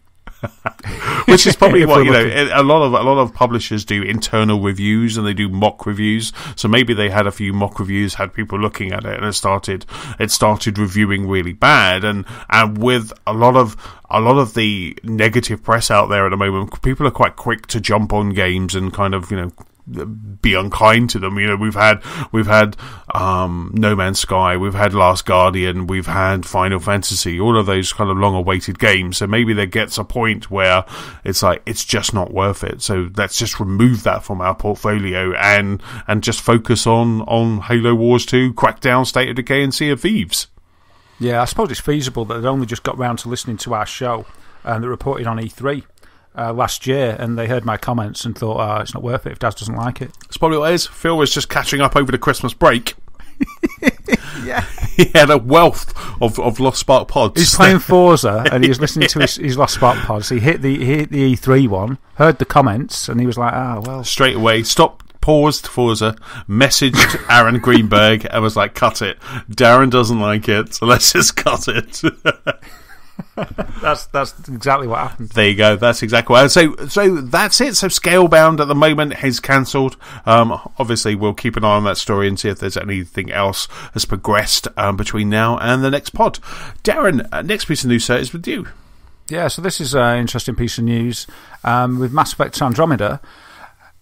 I wonder if you're wondering how much the season pass will be. You know, most games these days come along with a season pass, and what will it be, how much will it be, and what will be contained in it are often mystery. Usually you find out how much it's going to be before you find out what's in it a lot of the time, which seems a little bit backwards. But Mass Effect Andromeda will not have a season pass. EA has announced. Interesting. Bucking a trend. A trend for... that's an unwelcome trend in my opinion, but it's been around for a long time, and I actually thought was here to stay. But yeah, EA are not going to add a season pass to Mass Effect Andromeda. Yeah, it's interesting, isn't it? So what are they going to call it? Are they just calling it something else? Because I did notice that it appeared... Just loads of DLC. Yeah, it appeared on the Dash. It appeared on the Xbox One Dash this week to pre-order. And I noticed that there is a Mass Effect Andromeda Super Deluxe Edition is a whopping $89.99. Wow, what is it? I didn't know that. What did you look? What's contained therein? What it says that it includes? Pre-order or buy Super Deluxe Edition for Deep Space Explorer multiplayer skins, booster packs, elite armor, day one co-op play with multiplayer launch pack, which includes items to kickstart your progress, multiplayer Super Deluxe booster packs, your own co-op play with the best multiplayer value. So it sounds like you get a lot of multiplayer perks. Do you remember the multiplayer in Mass Effect 3? It was pretty cool. It was. You get a weekly premium pack for a 20-week period to deliver ongoing boosts to your progress. One pack per week over 20 weeks. Okay, so if that floats your boat, that's what it is. But no actual season passes. Wow. And I think we reported a week or a few weeks ago that some outlet, it might have been EA, it might have been some others, but they were talking about... Instead of... what game was it? I can't remember what game it was. It might have been Ubisoft. Anyway, you'll have to forgive me for not remembering. But the gist of it was that they were thinking of ditching DLC for actual content. That would always be free. And DLC would remain as an aesthetic level for skins and weapon skins and things like that. Right. And I thought that was fine. You know, I was like, that's brilliant, but we'll see what happens anyway. So I wonder if this is sort of an evolution of that. Which is same as like Halo 5 Guardians, wasn't it? Halo 5 Guardians released, you could buy those packs, you can buy those unlocks if you want, those rec packs, which sounds very similar to which are those microtransactions, which sounds like that's what's happening in Mass Effect. And that's the same for Forza, that's the same for Gears of War, where I bought the Ultimate Edition of Gears of War, so I get all of the I get the maps straight away, but if you didn't, you just have to wait a little while and then they become available. And there's just a little bit of a perk for that Ultimate. I only bought the Ultimate because it came out 4 days earlier. But you're right, there's less of their kind of buy the season pass, get more content. It's more kind of, if you are invested in those games, then here's those rec pack system, here's that microtransaction that you can kind of keep dropping some coin as you're going along. Yeah, I do like that model, and there's plenty of people that want to buy that stuff, and I think that's great, given the opportunity to. So yeah, that's quite good. They've also confirmed that you'll get to play the game Andromeda early if you've got EA access. It's quite a common trend, isn't it? Mm-hmm. So they confirmed that on Twitter that you would be able to. So that's quite interesting. And when I was reading this story, I saw some other Andromeda stuff as well. No matter which platform you play it on, out of Xbox One, PC or PS4, it'll have HDR. Oh, nice. Obviously, if you've got an Xbox One, you'll need the Xbox One S to get it. And I don't know how HDR works on PCs, so I don't understand that as a blanket statement, really, because I don't think my graphics cards can do HDR. I don't know what graphics cards can do HDR. I don't know how it works on a PC. You'd also need a HDR compatible screen, monitor, wouldn't you? Yeah, screen, yeah. So it's like HDR where available. But they say, it's going to be if you've got the facilities to play HDR, then the game will have that. It will take advantage of that, so that's pretty cool. And we've got some of the infamous resolution specs for it as well. We've got the game running at 1080p on PS4 and 900p on Xbox One. Right. What about on PlayStation 4 Pro? Have they announced anything there? Don't know. Right. Don't know. Yeah. So presumably, or 1080p, dynamic 4K, I imagine, which could be anything from 1080p to 1440 to 1880, whatever, right up to 2160 and whatever. I don't know. It'd be great if it was native, but I really don't know. It'll probably just be dynamic, won't it?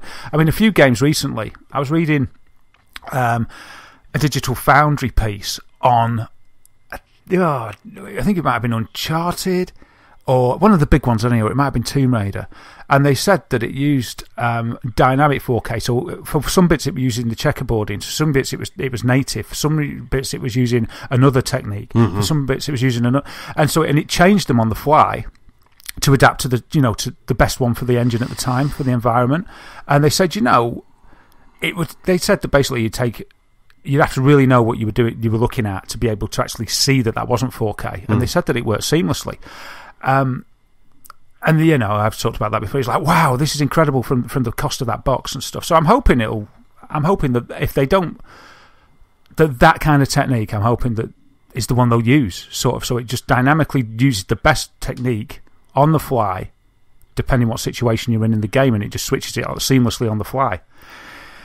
I think that must be Tomb Raider. I think because with Uncharted, all you get with Uncharted is HDR. All you get, obviously, it makes it look stunning, but Uncharted is HDR. So is it not upscaled a bit as well? I don't think so. I thought it was upscaled a bit, but I'm not sure. I can't remember. Yeah. I've read I think you're right. I think blurred. Digital Foundry have a list of all the games, don't they? And they kind of have a little breakdown at the end of each game. Yeah. It's like, well, they keep adding HDR, yes, and that sort of stuff. As the I saw you playing Resogun this week, or I saw it kind of on the PlayStation Dash. Has that been patched yet? Not yet. Come on, Housemarque. I know. It was so beautiful as well. Do you keep trying every now and then just to see if it gets an update? Yeah, I do. Just sort of press start and seeing. But it said sometime. I think it was sometime in January. It did. The press release that we got was that it's imminent. Yeah, but not yet. It'll probably come out tomorrow after the pod's gone out. Yes. Oh, I'll be tweeting about that if it does. That's definitely to fire back up Resogun. But back to Mass Effect kind of coming out in HDR. Do you think that all of the big or just any titles in 2017 that we're going to see a lot more HDR? So that's going to be the norm. I think, because we've got the Xbox One S, but not only that, more importantly perhaps, the way that Sony have rolled it out even to the base PS4. Yes.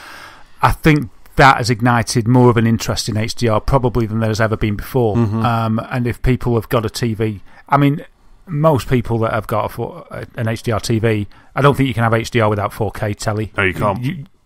But obviously you can actually have HDR without 4K, as base PS4 activation shows. But I just think they're the big hitting consoles, your PlayStation and your Xbox, and as the Pro and the S both do HDR now, and the base PS4, 3 out of 4 of the the main consoles can do it. I think that it's going to be something that developers want to take advantage of, and I think over time, as more displays sell, to not have it is just going to feel a little bit archaic. So I think that we're going to see it more and more. And it's actually funny because, I was talking about that I couldn't see a difference with the HDR because I've only got the PS4 Pro now, so I can't switch. But when you load Last Guardian, it shows a loading screen of the boy in the grass next to a temple wall or whatever. And anyway, there's a lot of light there. And when you first press start on it, it starts loading it and you see the picture, then it goes black and then it comes back in HDR mode on the same picture, so you can really see the difference. And it's really good to see that sort of, because it's like just a blink and then you've got it all bright and stuff, and you can really see the difference in those luminous brights. And it's kind of like, once I started that, because there was a point where I put my PS4 into rest mode, I think I played a different game and I went back to Last Guardian, and because of what I'd done, I think if you go to another game and then go back, it loses the HDR. It doesn't re-get it, so I had to reset my console to get it. But then whenever it did that again, I sort of wasn't happy. I could just instantly tell it wasn't HDR, and I was like, that's not good enough. Right, checkpoint, off it goes, come back. Now I've got my full HDR, and now I'll play it. So once you notice it and you get used to it, I think there's no looking back really. So yeah, I think it's gonna be more and more prevalent. It has to be, doesn't it? Really, I mean, why not? If I don't know how easy it is to execute, but I don't know if this is going to sound right. But because they've activated it on the PlayStation 4, the base one, I'm presuming it's not too hard to do. No. Absolutely. I'm hoping that the first-party titles would take, with Microsoft, you've obviously got Sea of Thieves, that's already looking stunning from the gameplay that we've seen. That looks amazing. Those sunsets, they're very similar to Forza, where they just look absolutely stunning. So that would lend itself really well. Halo Wars would, and then when you go over to PlayStation, you start getting Horizon Zero Dawn. I think that's already confirmed that that's going to be in HDR.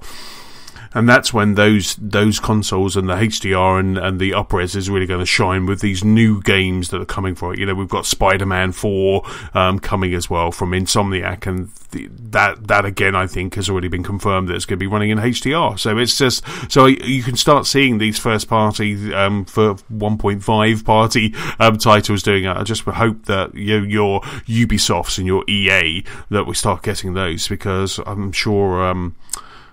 The Tom Clancy Wildlands, that looks fantastic, and the extra HDR, that would be lovely. I think they will, because it's all about the technology. It's all about making your game stand out.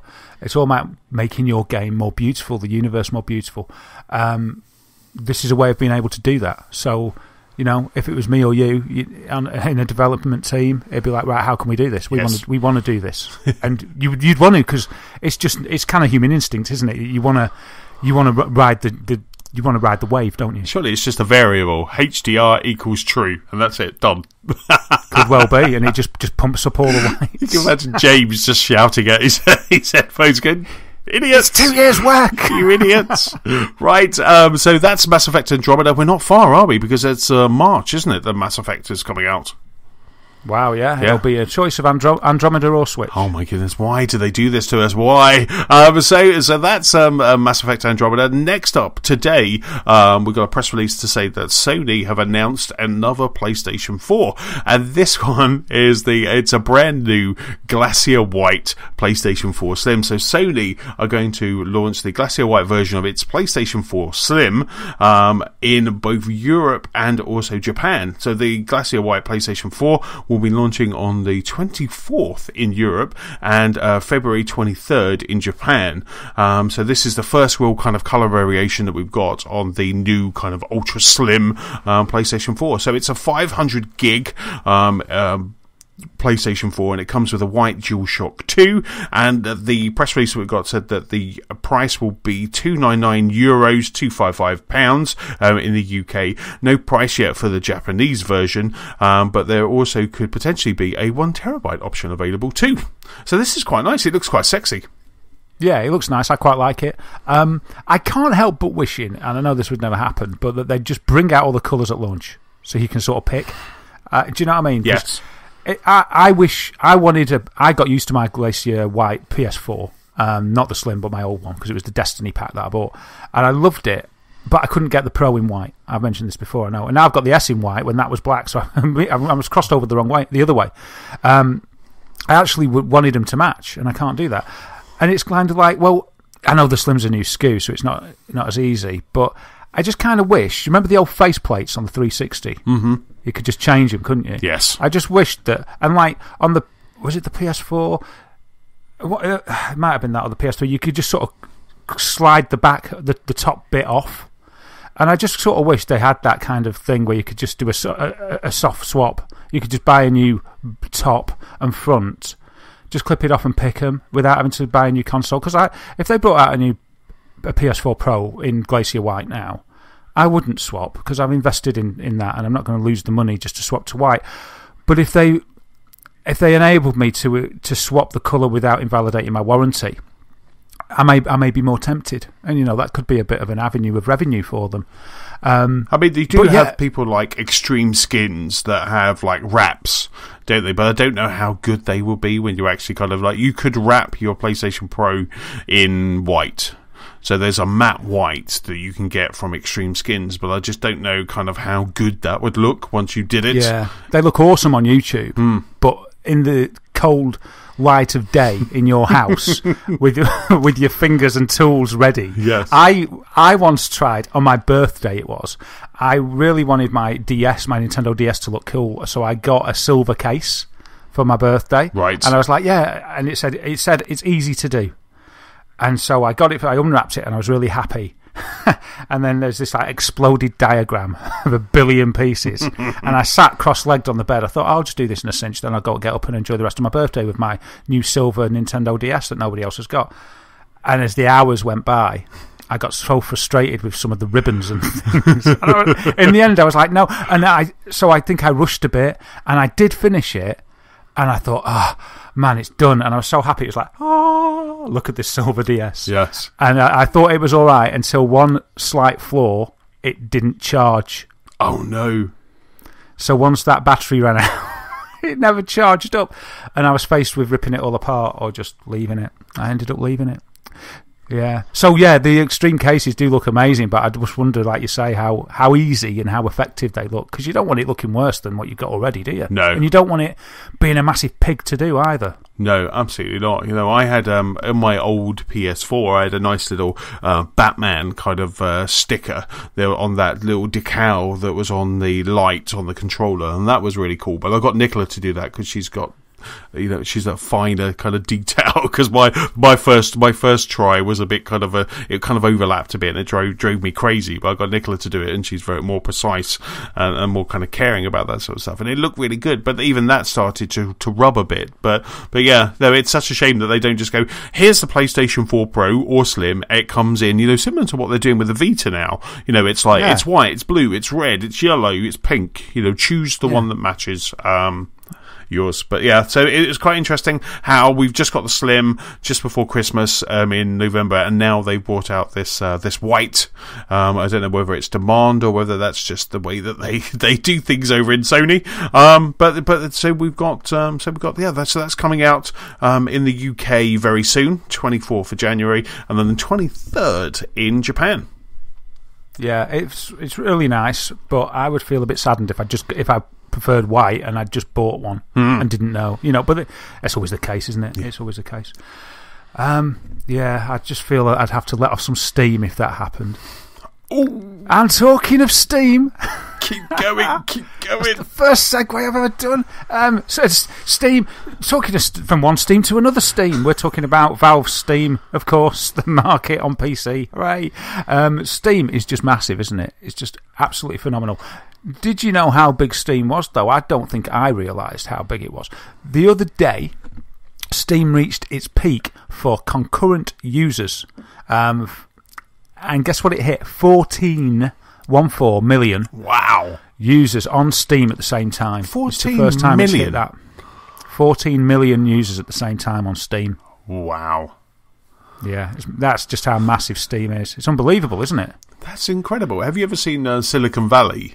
The program. No. So there's one point where their app is kind of taking off and everybody's using it, and their servers are kind of on fire and they're kind of getting more power and stuff like that. I imagine that's what Steam was like. Well, what day was this? Was this over the Christmas break? Was this over the holidays? Let me see if I can find the actual date that it was on. Where's that peak? I can't find the date. Hold on. Yeah. It was the 7th of January. 7th of January it hit. How bizarre. Just over 14.2 million simultaneous users. Steam's been around for 13 years. So that's more than 1 million users concurrently for every year that it's been around. Its previous benchmarks were, so this is to show you a bit of an example of the growth. It's been around for 13 years. It hit 5 million in 2012. So it hit 5 million concurrent users 5 years ago. Then, in 2015, it hit 10 million. So it doubled in 3 years. And then we're talking 2 years after that, and it's hit 14.2. Wow. So there's this massive PC, gaming massive that are all on there. The games that were top of these lists that everybody was playing are games that we don't really know about that much, like Dota 2 and CSGO. Right. So that's where there's a lot of gamers playing, That sort of... I almost think of it as a secret community. I know it isn't, but I just don't know much about it. So all those people playing on Steam on their gaming PCs. Good news for Valve there. But it's not all sugar and rainbows for Valve, as they've been fined as well. This week, it was revealed that on the 23rd of December last year, the Australian Federal Court has ordered Valve Corporation to pay out $3 million Australian dollars in fines for a court case that was about a lack of refund and warranty policies that they had. I think we might have covered this way back when it first went to court. But basically, the court in Australia found Valve's refund policy lacking and ordered them to pay $3 million Australian dollars out in fines to presumably many customers that weren't happy about it. I think this is all happened before they put in their refund policy that we know of now, because at the moment you can have a no quibble refund through Valve, right? As long as you haven't played the game for something like more than 2 hours. Then you can, and if you don't like it for whatever reason, you can just get a refund. So that's probably sorted now, but this is for people that weren't happy prior to that refund policy going in, and it was because Valve have got their terms and conditions a bit like Sony's the same. I think Microsoft's are the same as well. When you buy something, there's no refund, is there? When you buy something digitally, but in Australian law, they forbid retailers from offering goods without offering refunds, warranties, and guarantees. Right. So there's sort of a fundamental law that overpowers the T's and C's of a company. Valve said that they're not an Australian company. Blah blah blah. So there was a bit of an argument, but basically they've been fined $3 million. So you know what? On the one hand, they've had the world record concurrent users. On the other hand, they've had to pay out $3 million Australian dollars. But I think they're making a lot of money. So it's probably, I don't know about how much Steam is worth and how much it makes a day and stuff. But I'm imagining, obviously it's not good news, but I'm imagining it's not going to break the bank. No, absolutely. But wow, I still can't get over 15 million concurrent users. I know. I know, it's amazing, isn't it? Imagine if they're all playing some massive multiplayer game together. Some massive world. But I wonder if... There's No Man's Sky, all populated. Yeah, I wonder if we've got about 50 million PlayStation 4s. I wonder if that... the PlayStation, the PS Network gets kind of like that, because that's a very small percentage. Only has to be kind of have their PlayStations on to reach those numbers. And I just wonder because we've got 50 million PS4s out there. Yeah. That's 50 million sold through, isn't it? So it's not just 50 million shipped. It's actually kind of 50 million that are actually kind of sitting in houses. Yeah, exactly. So. It would be. I wonder if you can find that out. Yeah, because you'd think that they'd shout about that. Why don't PlayStation and Microsoft? Why don't they say, "Yeah, we've." Phil gives a tweet or something. He says, "I can't believe it. We hit 20 million, or 15 million, or 10 million concurrent users playing, or on the release of a game."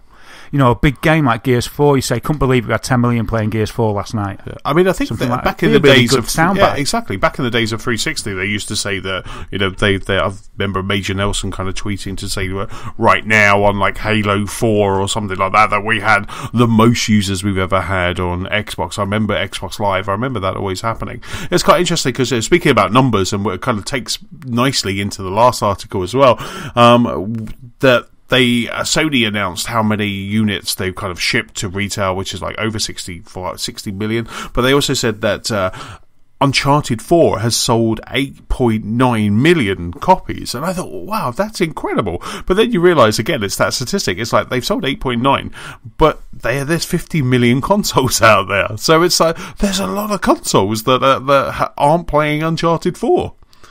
Yeah. It's what? It's interesting. So what are they playing? They've only sold to less than 1/5. Yeah. if that's right. Is that right? 1/5, yeah. Mm-hmm. So there's 4/5 that didn't bother with it. It's like, why not? Yeah, what are they doing? Yeah. Why have they got a PS4? Well, I'll tell you what they've been downloading, because Sony Store, they announced, segue alicious, they announced the top downloads for 2016. So the PlayStation blog put and this is in the US only, so North America only, but they put the top downloads for 2016. So this is in the full year. And topping the top 5 for PlayStation 4 was Tom Clancy's The Division was the number 5. Call of Duty Infinite Warfare was number 4. Minecraft, the PlayStation 4 edition, was number 3. Battlefield 1 was number 1, and was number 2. And number 1, quite surprising, but not shocking, was Rocket League. So Rocket League was the most downloaded item on the PS4 last year. Wow.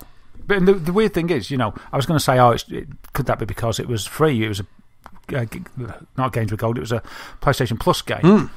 But none of the others were free. No. Battlefield wasn't free, Minecraft wasn't free, Call of Duty wasn't free. I'm just going down the list. There's no other PS Plus game I can see in that list. I'm down to 16. But was Rocket League free in 2015 rather than 2016? Because that's what. Oh my goodness! That's what I was thought. It really that long ago when it was free? I can't remember. See, this is when we need James. But in the rest of the chart, we had No Man's Sky was number 9. No Man's Sky was number 9. Overwatch was number 7. Uncharted 4: Thief's End was number 18.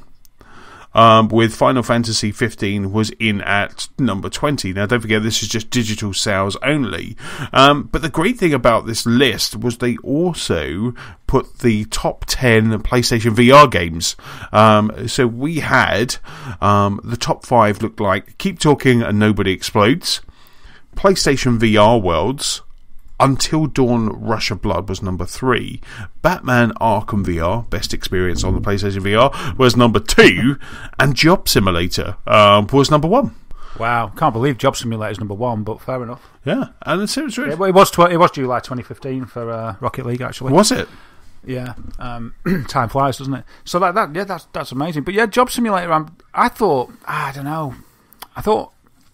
I didn't think that'd be number 1. Right. I thought something like VR Worlds might be higher. I thought, because Until Dawn is sort of one of the most gamiest of the PSVR selection there, so I expected that to be higher, but maybe because that's not a family game, it sort of held it back a little bit, because you wouldn't be whopping that out in front of the kids at Christmas, because it's a bit gruesome. It's good to see Sports Bar VR in there as well, because that's... do you remember ages ago I talked about Pool Nation on my Vive? It's the same game. They've renamed my game to Sports Bar VR now, which is interesting. It's the same guys, and that's a really cool game, and I bet it's a great fit for PSVR. Harmonix Music VR. I haven't really heard much about that. No, I don't think it was that good, but I guess that's probably a lot of people who have just got their VR, just got PlayStation VR, they want to kind of try a lot. I mean, I did notice over the weekend, it's still going as time of podding, that PlayStation have a bit of a sale on, and they kind of added extra titles into the sale, and there's lots of PlayStation VR games / experiences that are in the sale now. So there's some really good titles. You can get, Keep Talking Nobody Explodes, you can get Pinball FX, those sort of things. There's quite some hefty discounts on all of those games. Is Pinball FX a PSVR version? It is, yes.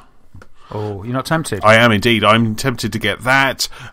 Keep Talking No One Explodes, and there was another one that I wanted to get, the Brookhaven experience. Is that out on PSVR too? It is indeed. That's so scary. That's so scary, that game. And if you get the pinball one, you can get the Walking Dead pinball table as an add-on. Yes. So they were the 3 that I was going to jump into. I haven't been on PlayStation since but they were the 3 that kind of, they keep talking because I want to take my PSVR into work. So there's that, and then Brookhaven, because I know you were kind of waxing lyrical about it a couple of times on the pod. Yeah, proper scary. Yeah, and then and also Job Simulator, because there's been a lot of talk about it. I think they were saying that a lot of podcasts I was listening to were saying it's a really good experience. Maybe kind of goes on a little bit too long, but it looks like it could be some fun. Yeah, I've got Keep Talking and Nobody Explodes, and this is really bizarre. You're not going to believe this. I've played it loads of times, but never in VR. Oh wow, it's really weird. I don't know why, but whenever I've played it, the PC has been in the lounge and not in the VR room, if you like. So I've never actually had the experience of playing it in VR. I'm going to have to sort it out. I think this weekend I'm going to have to do that. And I've got another game that I've got to play in VR as well that I want to report back on. Serious Sam: The First Encounter, which is a full FPS, all in VR, with proper controls and everything. So a full game, really, of like one of the first Serious Sam games been made for VR. So I've got two. That's my homework, really. Right.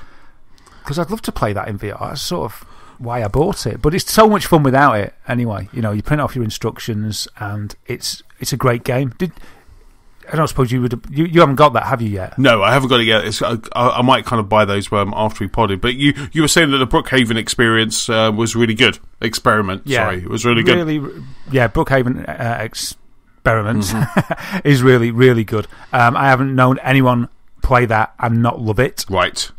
And I haven't known anyone play it and not be quite scared. Right. I mean, there's some amazing YouTube videos out there with people's blokes and their girlfriends just going absolutely ballistic with fear because of the zombies that are surrounding them.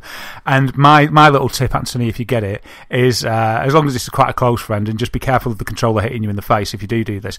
But you're watching it obviously on the social screen. Let them get into it. Let them feel the fear.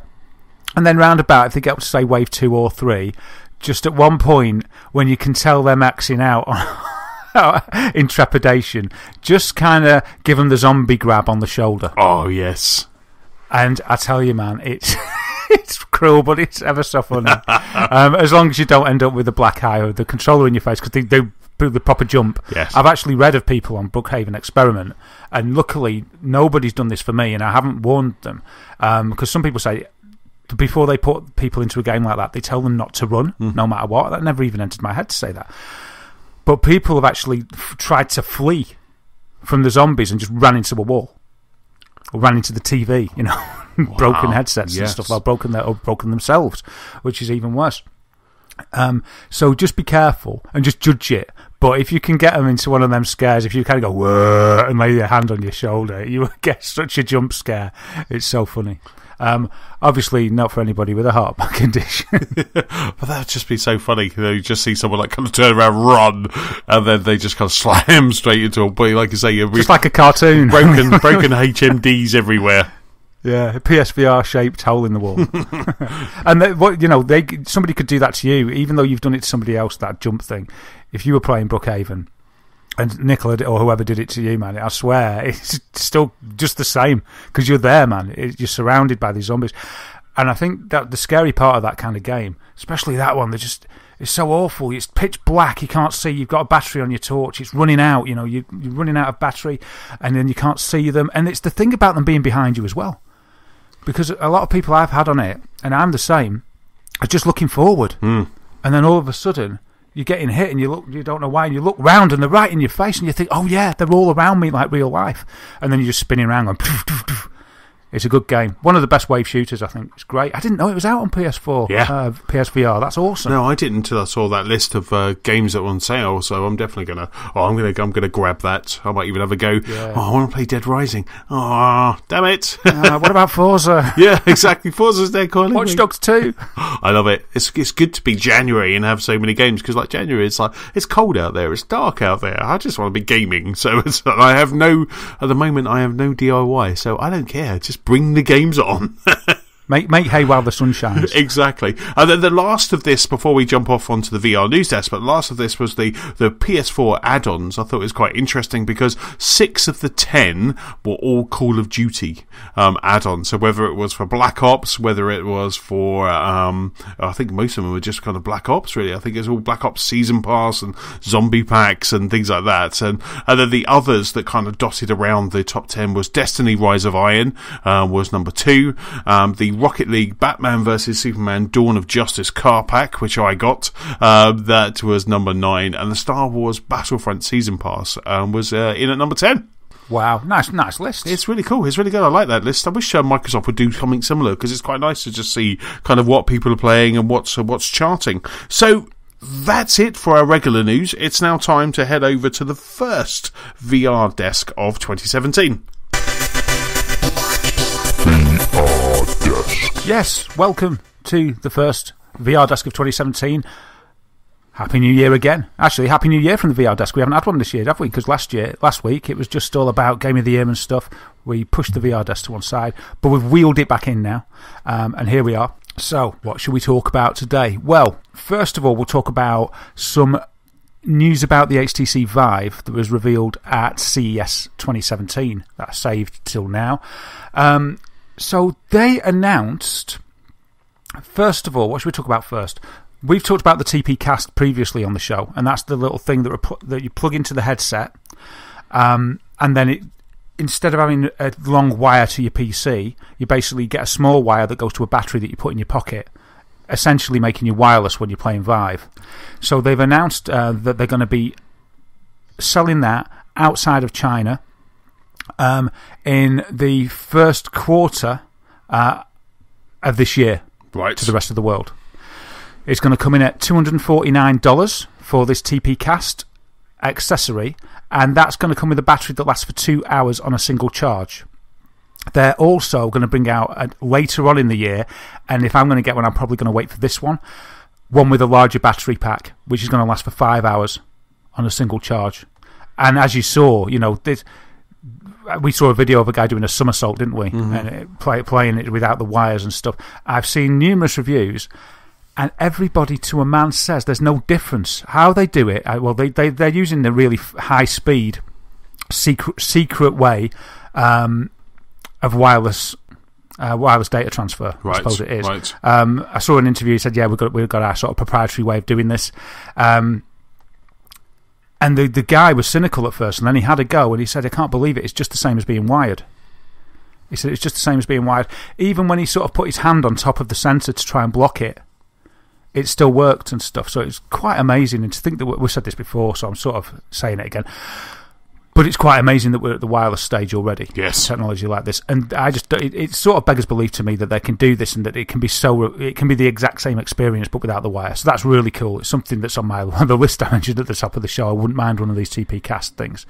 And actually, talking to stuff I want that I missed off the list, the next item on the list is something else that they revealed. So Vive also revealed, and a lot of the media are saying this is even more sort of, maybe not important, but more exciting than being wireless, if you can believe that.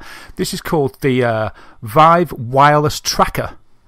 And what this item is, it's sort of, if you can imagine the Vive controller, the top of it's a bit like a donut shape. I don't know if you can visualise that. But this is like a smaller version of just that top circle of the controller, okay? And that's like a standalone thing. That's the tracker unit. Now, what's the tracker unit? What are you talking about? What does it do? Well, what it does is you can stick it to anything and then use it in VR. Wow. So this opens so many facets of imagination where you don't have to... You're not just going to use the Vive controllers or when it gets to like move and what have you, which it surely will, this technology. It means instead of always having this controller in your hand, which feels really good when it can, it morphs into a gun, it feels right and stuff. But it showed examples where they stick this tracker at the bottom of a baseball bat, and then they're playing baseball and they're actually swinging the bat, and the bat is rendered 1-to-1 in real time in the VR world, but you're actually holding a physical bat. Wow. I worry a little bit about that smashing through the TV. Yeah. You could have knocking ornaments down. You could have a spatula, and then in that VR diner game that you were playing, you could be flipping burgers in real time. Oh, wow. Or you could just put a tracker on every plate, because it'll track up to about 8 or something. What? I mean, this is really dangerous stuff. Yeah, it'll track 8 trackers, and they can all be different objects. Right. In the world. So you could have you could have plates with trackers on. But yeah, you could have a spatula. One that obviously was used quite a bit as the obvious one was they'd stuck one on a gun and put you in a gun game. I think someone was playing Super Hot. I saw a video when they had the tracker on the gun. And I don't know if they're going to make this sort of easy for you to do at home, but basically you can put the tracker on anything, and then what you need to do is draw a rough shape in some software of what you've stuck it to. And once you've done that, that's it. It's in the game. Wow. So if they couple the tracker, I don't know if they're going to do this or if it's just going to be for the developers, but if they couple that tracker with some simple software for you at home, and you can sort of just draw around whatever it is you're trying to put in the game, like you could have a chair that you keep banging into, you could just have that in the corner so you can see it. You could have a chair that you want to sit down in. You could have Like the baseball bat's a good idea. A guitar for Rock Band Guitar VR. Rock Band VR, and now you have a guitar that you can just kind of... You can see the guitar, you can see the peripheral. Yeah, you can even put it on a camera, and because then the software knows where the camera is, you can video mixed reality live from that camera. You could put it on your cat, software. Or in James's thing, you could put it on the bunnies, or you could put it on Sam, and so you can see him walk in and out.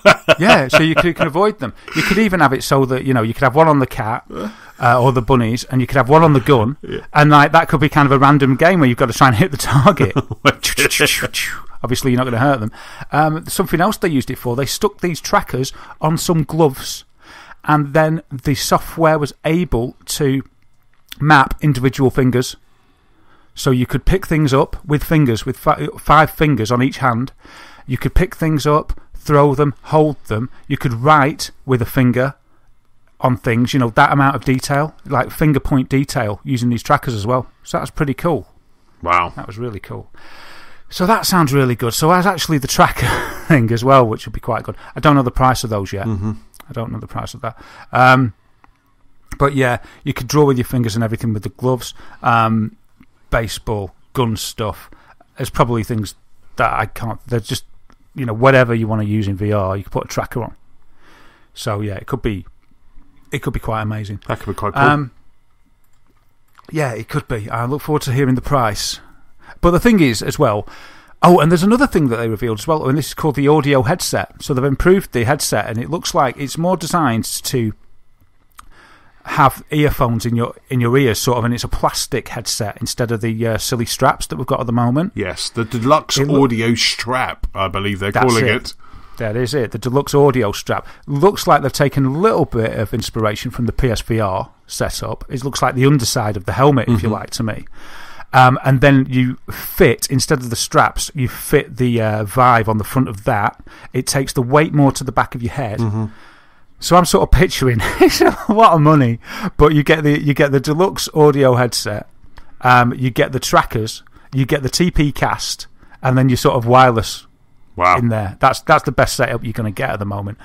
But having said all that, that's a lot of cash. It's a lot of extra stuff for me to get, or anyone that's already got a Vive. But what I'm thinking of is that this is all stuff that will probably come as standard in the Gen 2 stuff. Yeah, that's what I was just going to say, or as it's going to be called in 18 months' time, Vive 2. Yeah, so I'm going to buy it all modularly for £1 million, and it's all going to come out as Gen 2, hopefully at a lot more of an affordable price for everybody. And I'm sure PSVR is going to get involved with some of this stuff. Oh, yeah, the TP cast thing, that is incredible. Yeah, that's incredible. And imagine, I'm just trying to think about sort of games that aren't just guns that you play with in VR. Like if you put a tracker on a steering wheel, that could be pretty cool. But you don't really need to see the wheel. You could just hold the wheel anyway, couldn't you? So yeah, I don't know. But there's lots of things that could be used for. So was that? Yeah, and you can add it to a camera. That's right. And then you can take video, do a live YouTube video using that camera, and the camera will be able to record you in VR, but not you in the room. You actually in VR. Which is just awesome. That's so good. Yeah, so that's probably it for the VR main bit. I've got another couple of things I wanted to talk about that are sort of slightly VR related because. But before you move on from HTC Vive, what about Viveport? What, the subscription thing? Yes. I didn't think it was worth mentioning. Oh, jeepers! All right, okay. Because I was thinking, this would be amazing. That I want this on PlayStation. I want this on PlayStation Plus. Well, you tell me about it then. Well, no, I mean it's just the fact that this is just something that is happening. That Vive announced the very first subscription service for all of these VR experiences. Last couple of weeks ago, the three of us were talking that PlayStation or that VR experiences are nothing but experiences, and that we were worried about the lack of games. And now Vive have kind of come along, and they have a monthly subscription service, which I think you can sign up now, and you get the first bit free. They're giving away, or like a bit of a PlayStation Plus Games with Gold, where each month they give away new experiences and new games to play. So this is a fantastic way for people to then start showcasing experiences, for devs to start kicking the tires. Literally, that's a game. You can kick the tires of a car. You can put the trackers on the tires. Coming soon. Like Richie's Plank experience that you've spoken about many times is one of the first featured. There's Historium VR, where you can go through history. There's driving a custom car. There's the prologue level to Abduction. You've got giant insects, Nirvana, which is very similar to that Perfect thing. All of this stuff. There's also the Eye of the Owl, which is a bit of a detective thing. Autonomy of a human being. The Great Wall of China. All of these things I'm going through are all in the first month's worth of free content with HTC Vive. And for me, I just saw this as, thank you, HTC, for doing this, because hopefully PlayStation are looking at this and thinking, for me, because I've only have PlayStation VR at the moment, so for me, I'm hoping PlayStation are looking at this and they bring out maybe, PlayStation Plus or some PlayStation Plus with a VR subscription, that you can get these experiences and demos and things like that of all of these VR games, because it's the best way to just kind of make use of that expensive hat that you've bought. Yeah, that's a fair point. I mean, in fairness, all that you just told me, it was a few days ago when I read about this, and I didn't see any of that. The thing that I read was just that we're going to do a subscription service. You can sign up for a free trial. We don't know the price, and we don't know what's going to be included yet. Right. So I was like, oh, okay.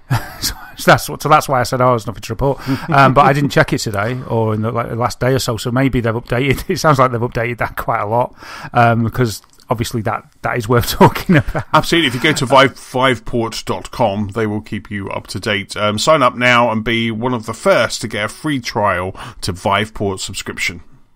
Yeah, I'm signed up, but I'm interested to see what the cost will be. So I thought, it was a bit hazy on the detail when I read about it, which is why I wasn't going to talk about it until I knew the price. But I also didn't know any of the stuff that was coming either. So that's really interesting, and depending on the cost. Yes, it could be. It's all dependent on the cost, isn't it? It really is. It'll be interesting to see what they target that at, because you're absolutely right.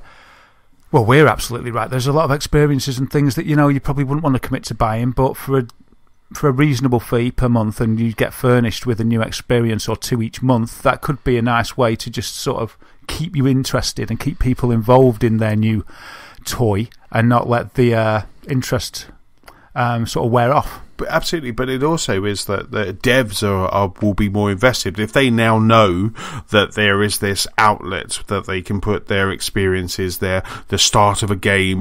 They can now kind of start using that, and obviously we don't want a whole load of broken experiences, but they can start using that to kind of get their footing, and rather than create something and then put it out and nobody buys it, now it's kind of we've all the same. I downloaded all the PlayStation Plus games onto my Vita, played a couple of games, played that Colour Run game, played a couple of levels of that, played Swindle, quite like Swindle, quite good, but I'm not kind of deep into it enough to talk about it.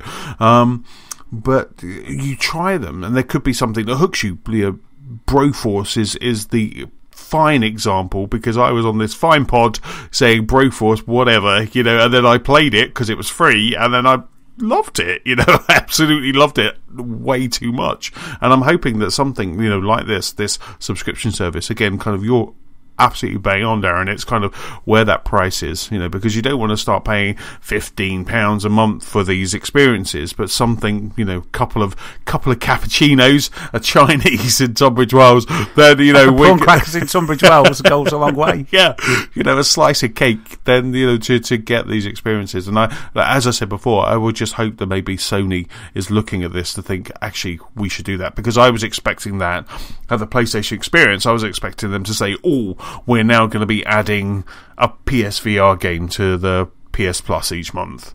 But maybe there's not enough units out there yet to justify that, or it will anger everyone else who doesn't have a PlayStation VR, because they'll think they're paying for those games, So it's a fine balance, but I'm glad that HTC have got out and said, we're doing this, and they were the first.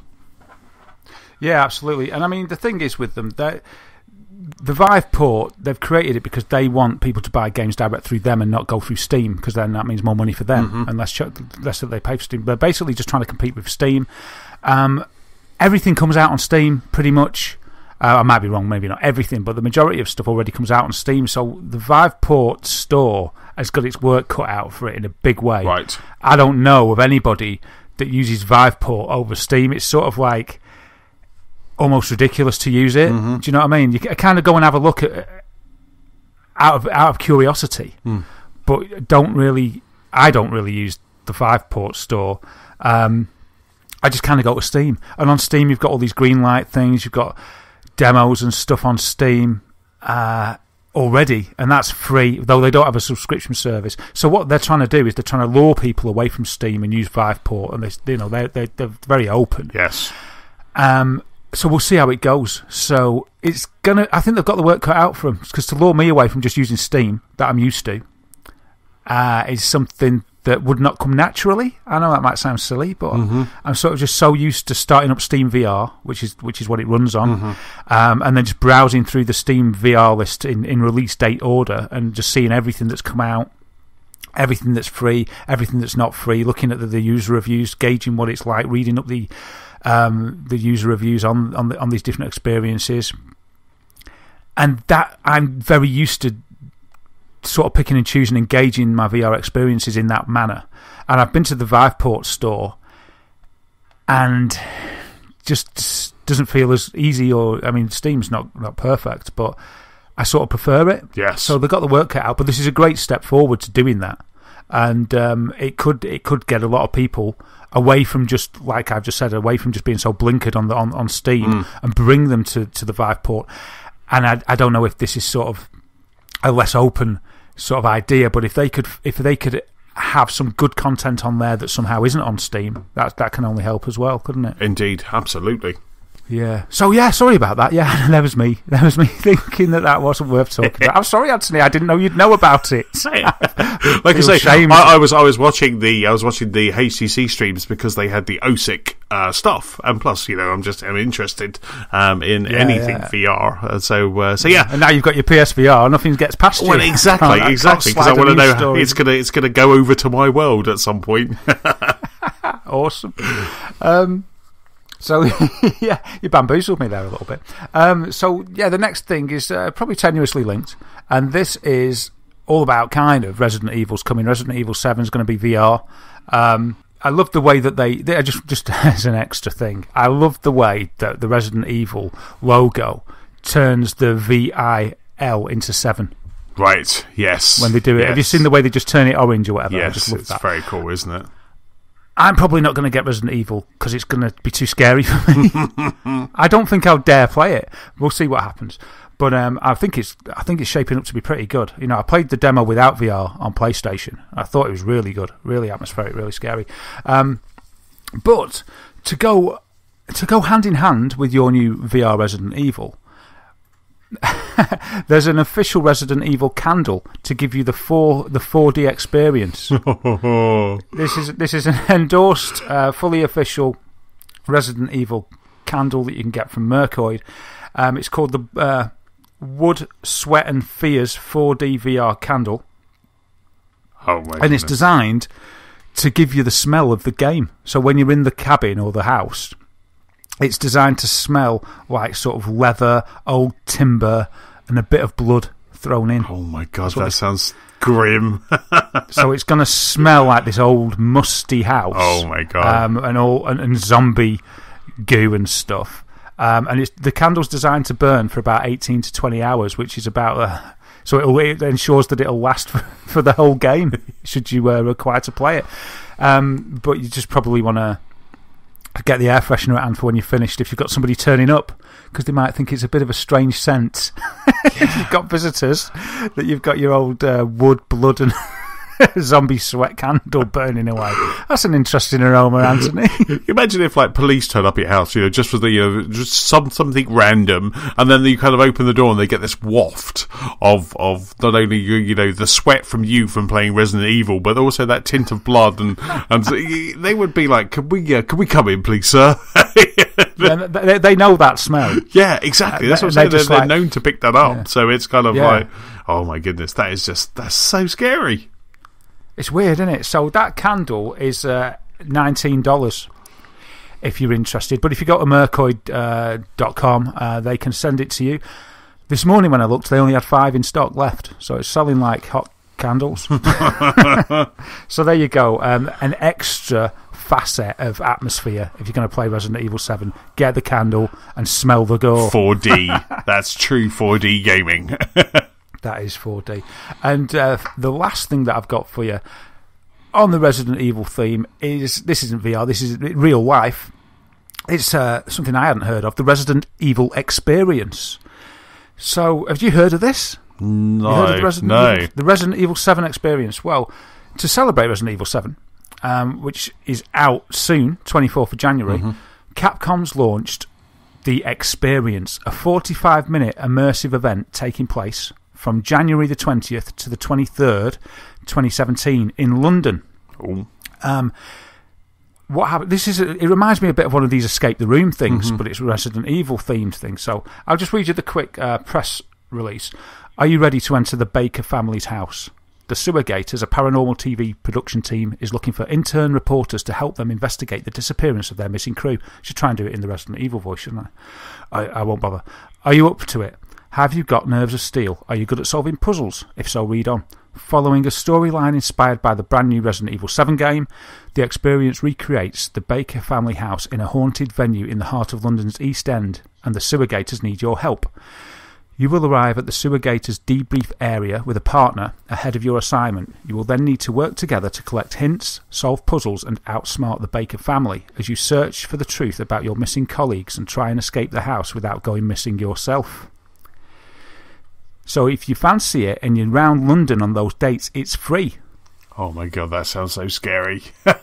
Yeah, I bet it's really scary. You've got to go with a partner. It's open on January the 20th, the 21st, the 22nd and the 23rd from 1 p.m. until 10 p.m. Right. If you want a ticket, it's free. You've got to go with a partner and you need to go to... Well, I'll put a link in the show notes as well for this because it'll be useful. You've got to go to Dray Walk Gallery at 91 Brick Road in London for 11:30 a.m. on the day you want to take part. It says don't come in any earlier because they won't be opening the queue before then. But if you don't go any earlier, you won't get a place. And there'll be 28 pairs going through each day. Wow! So if you fancy doing it and you're around London, go along on those days. Have a look at the link. Go and try it with a mate or a partner, and probably get scared to death. But you could let us know what it's like. I can't get there. That would have been demon if I was still in London. We could have gone. Oh, that would have been taken a day off so much fun. Yeah. But you and Nicola could maybe go if you. Oh no, she's such a wimp when it comes to stuff like that. She would just be. I'll be pretty scared, but I'll be all right with you. So yeah, I think that's a really really great concept, and it's free. And there's a little sort of a trailer, but obviously it's not a real trailer because that'd spoil it. But a sample of what it'd be like, and it's pretty nerve wracking, and it's an official thing. It looks like it'd test your nerves. Wow! Did you ever do the Alien Experience at the Trocadero in London? No, I didn't even know there was one. Yeah, there was an Alien Experience, and there was like a xenomorph or loose, and you were in a ship, and there was lots of steam, and there was someone shouting at you, and then suddenly it just kind of breaks and starts chasing you. I have never been so scared in all my life. I was just like, the person I was with, she always punched him, because he kind of come out, it was like, it was like a guy like that, and she was like, screamed and almost punched him. It was hilarious. She's such a hardcore Ripley, she doesn't use a gun, she just punches them. But we just run, and honestly it was just so much fun. It was so funny, but it was just so scary. Oh, brilliant. Well, some 28 people for each of those days are going to have an unforgettable experience in that. Wow. That's just so cool. Fantastic. That's awesome. Right, that's about it for this episode. Big thank you as always for listening. Don't forget you can keep up with us at gamersoflostspark.com. You can also find us on Facebook, on Twitter, we're Lost Spark Pod. You can find us on YouTube, and also you can catch up with us on the Gamers of Lost Spark PS4 community and Xbox One Club. Darren, where can people catch up with you online? Yeah, you can catch up with me as Wythermator on PS4, Xbox One and Twitch, and I've actually got something on Twitch now, a little bit of Last Guardian. Yay. Yeah, first time ever. Daz a Gamer on YouTube and at Daz Whittam on Twitter. Fantastic. For me, I am Chessman on Xbox Live. I'm PS-Chessman on the PlayStation Network and Chessman UK on Twitter and Nintendo. If you have any feedback, please send it to our email address. That's feedback@gamersoflostspark.com. If you have any feedback, please send it to our email address. That's feedback@gamersoflostspark.com. Also, if you're feeling generous, please leave us a review on iTunes. Well, that's about it. We'll catch up with you next week. Thanks very much. Bye. Bye.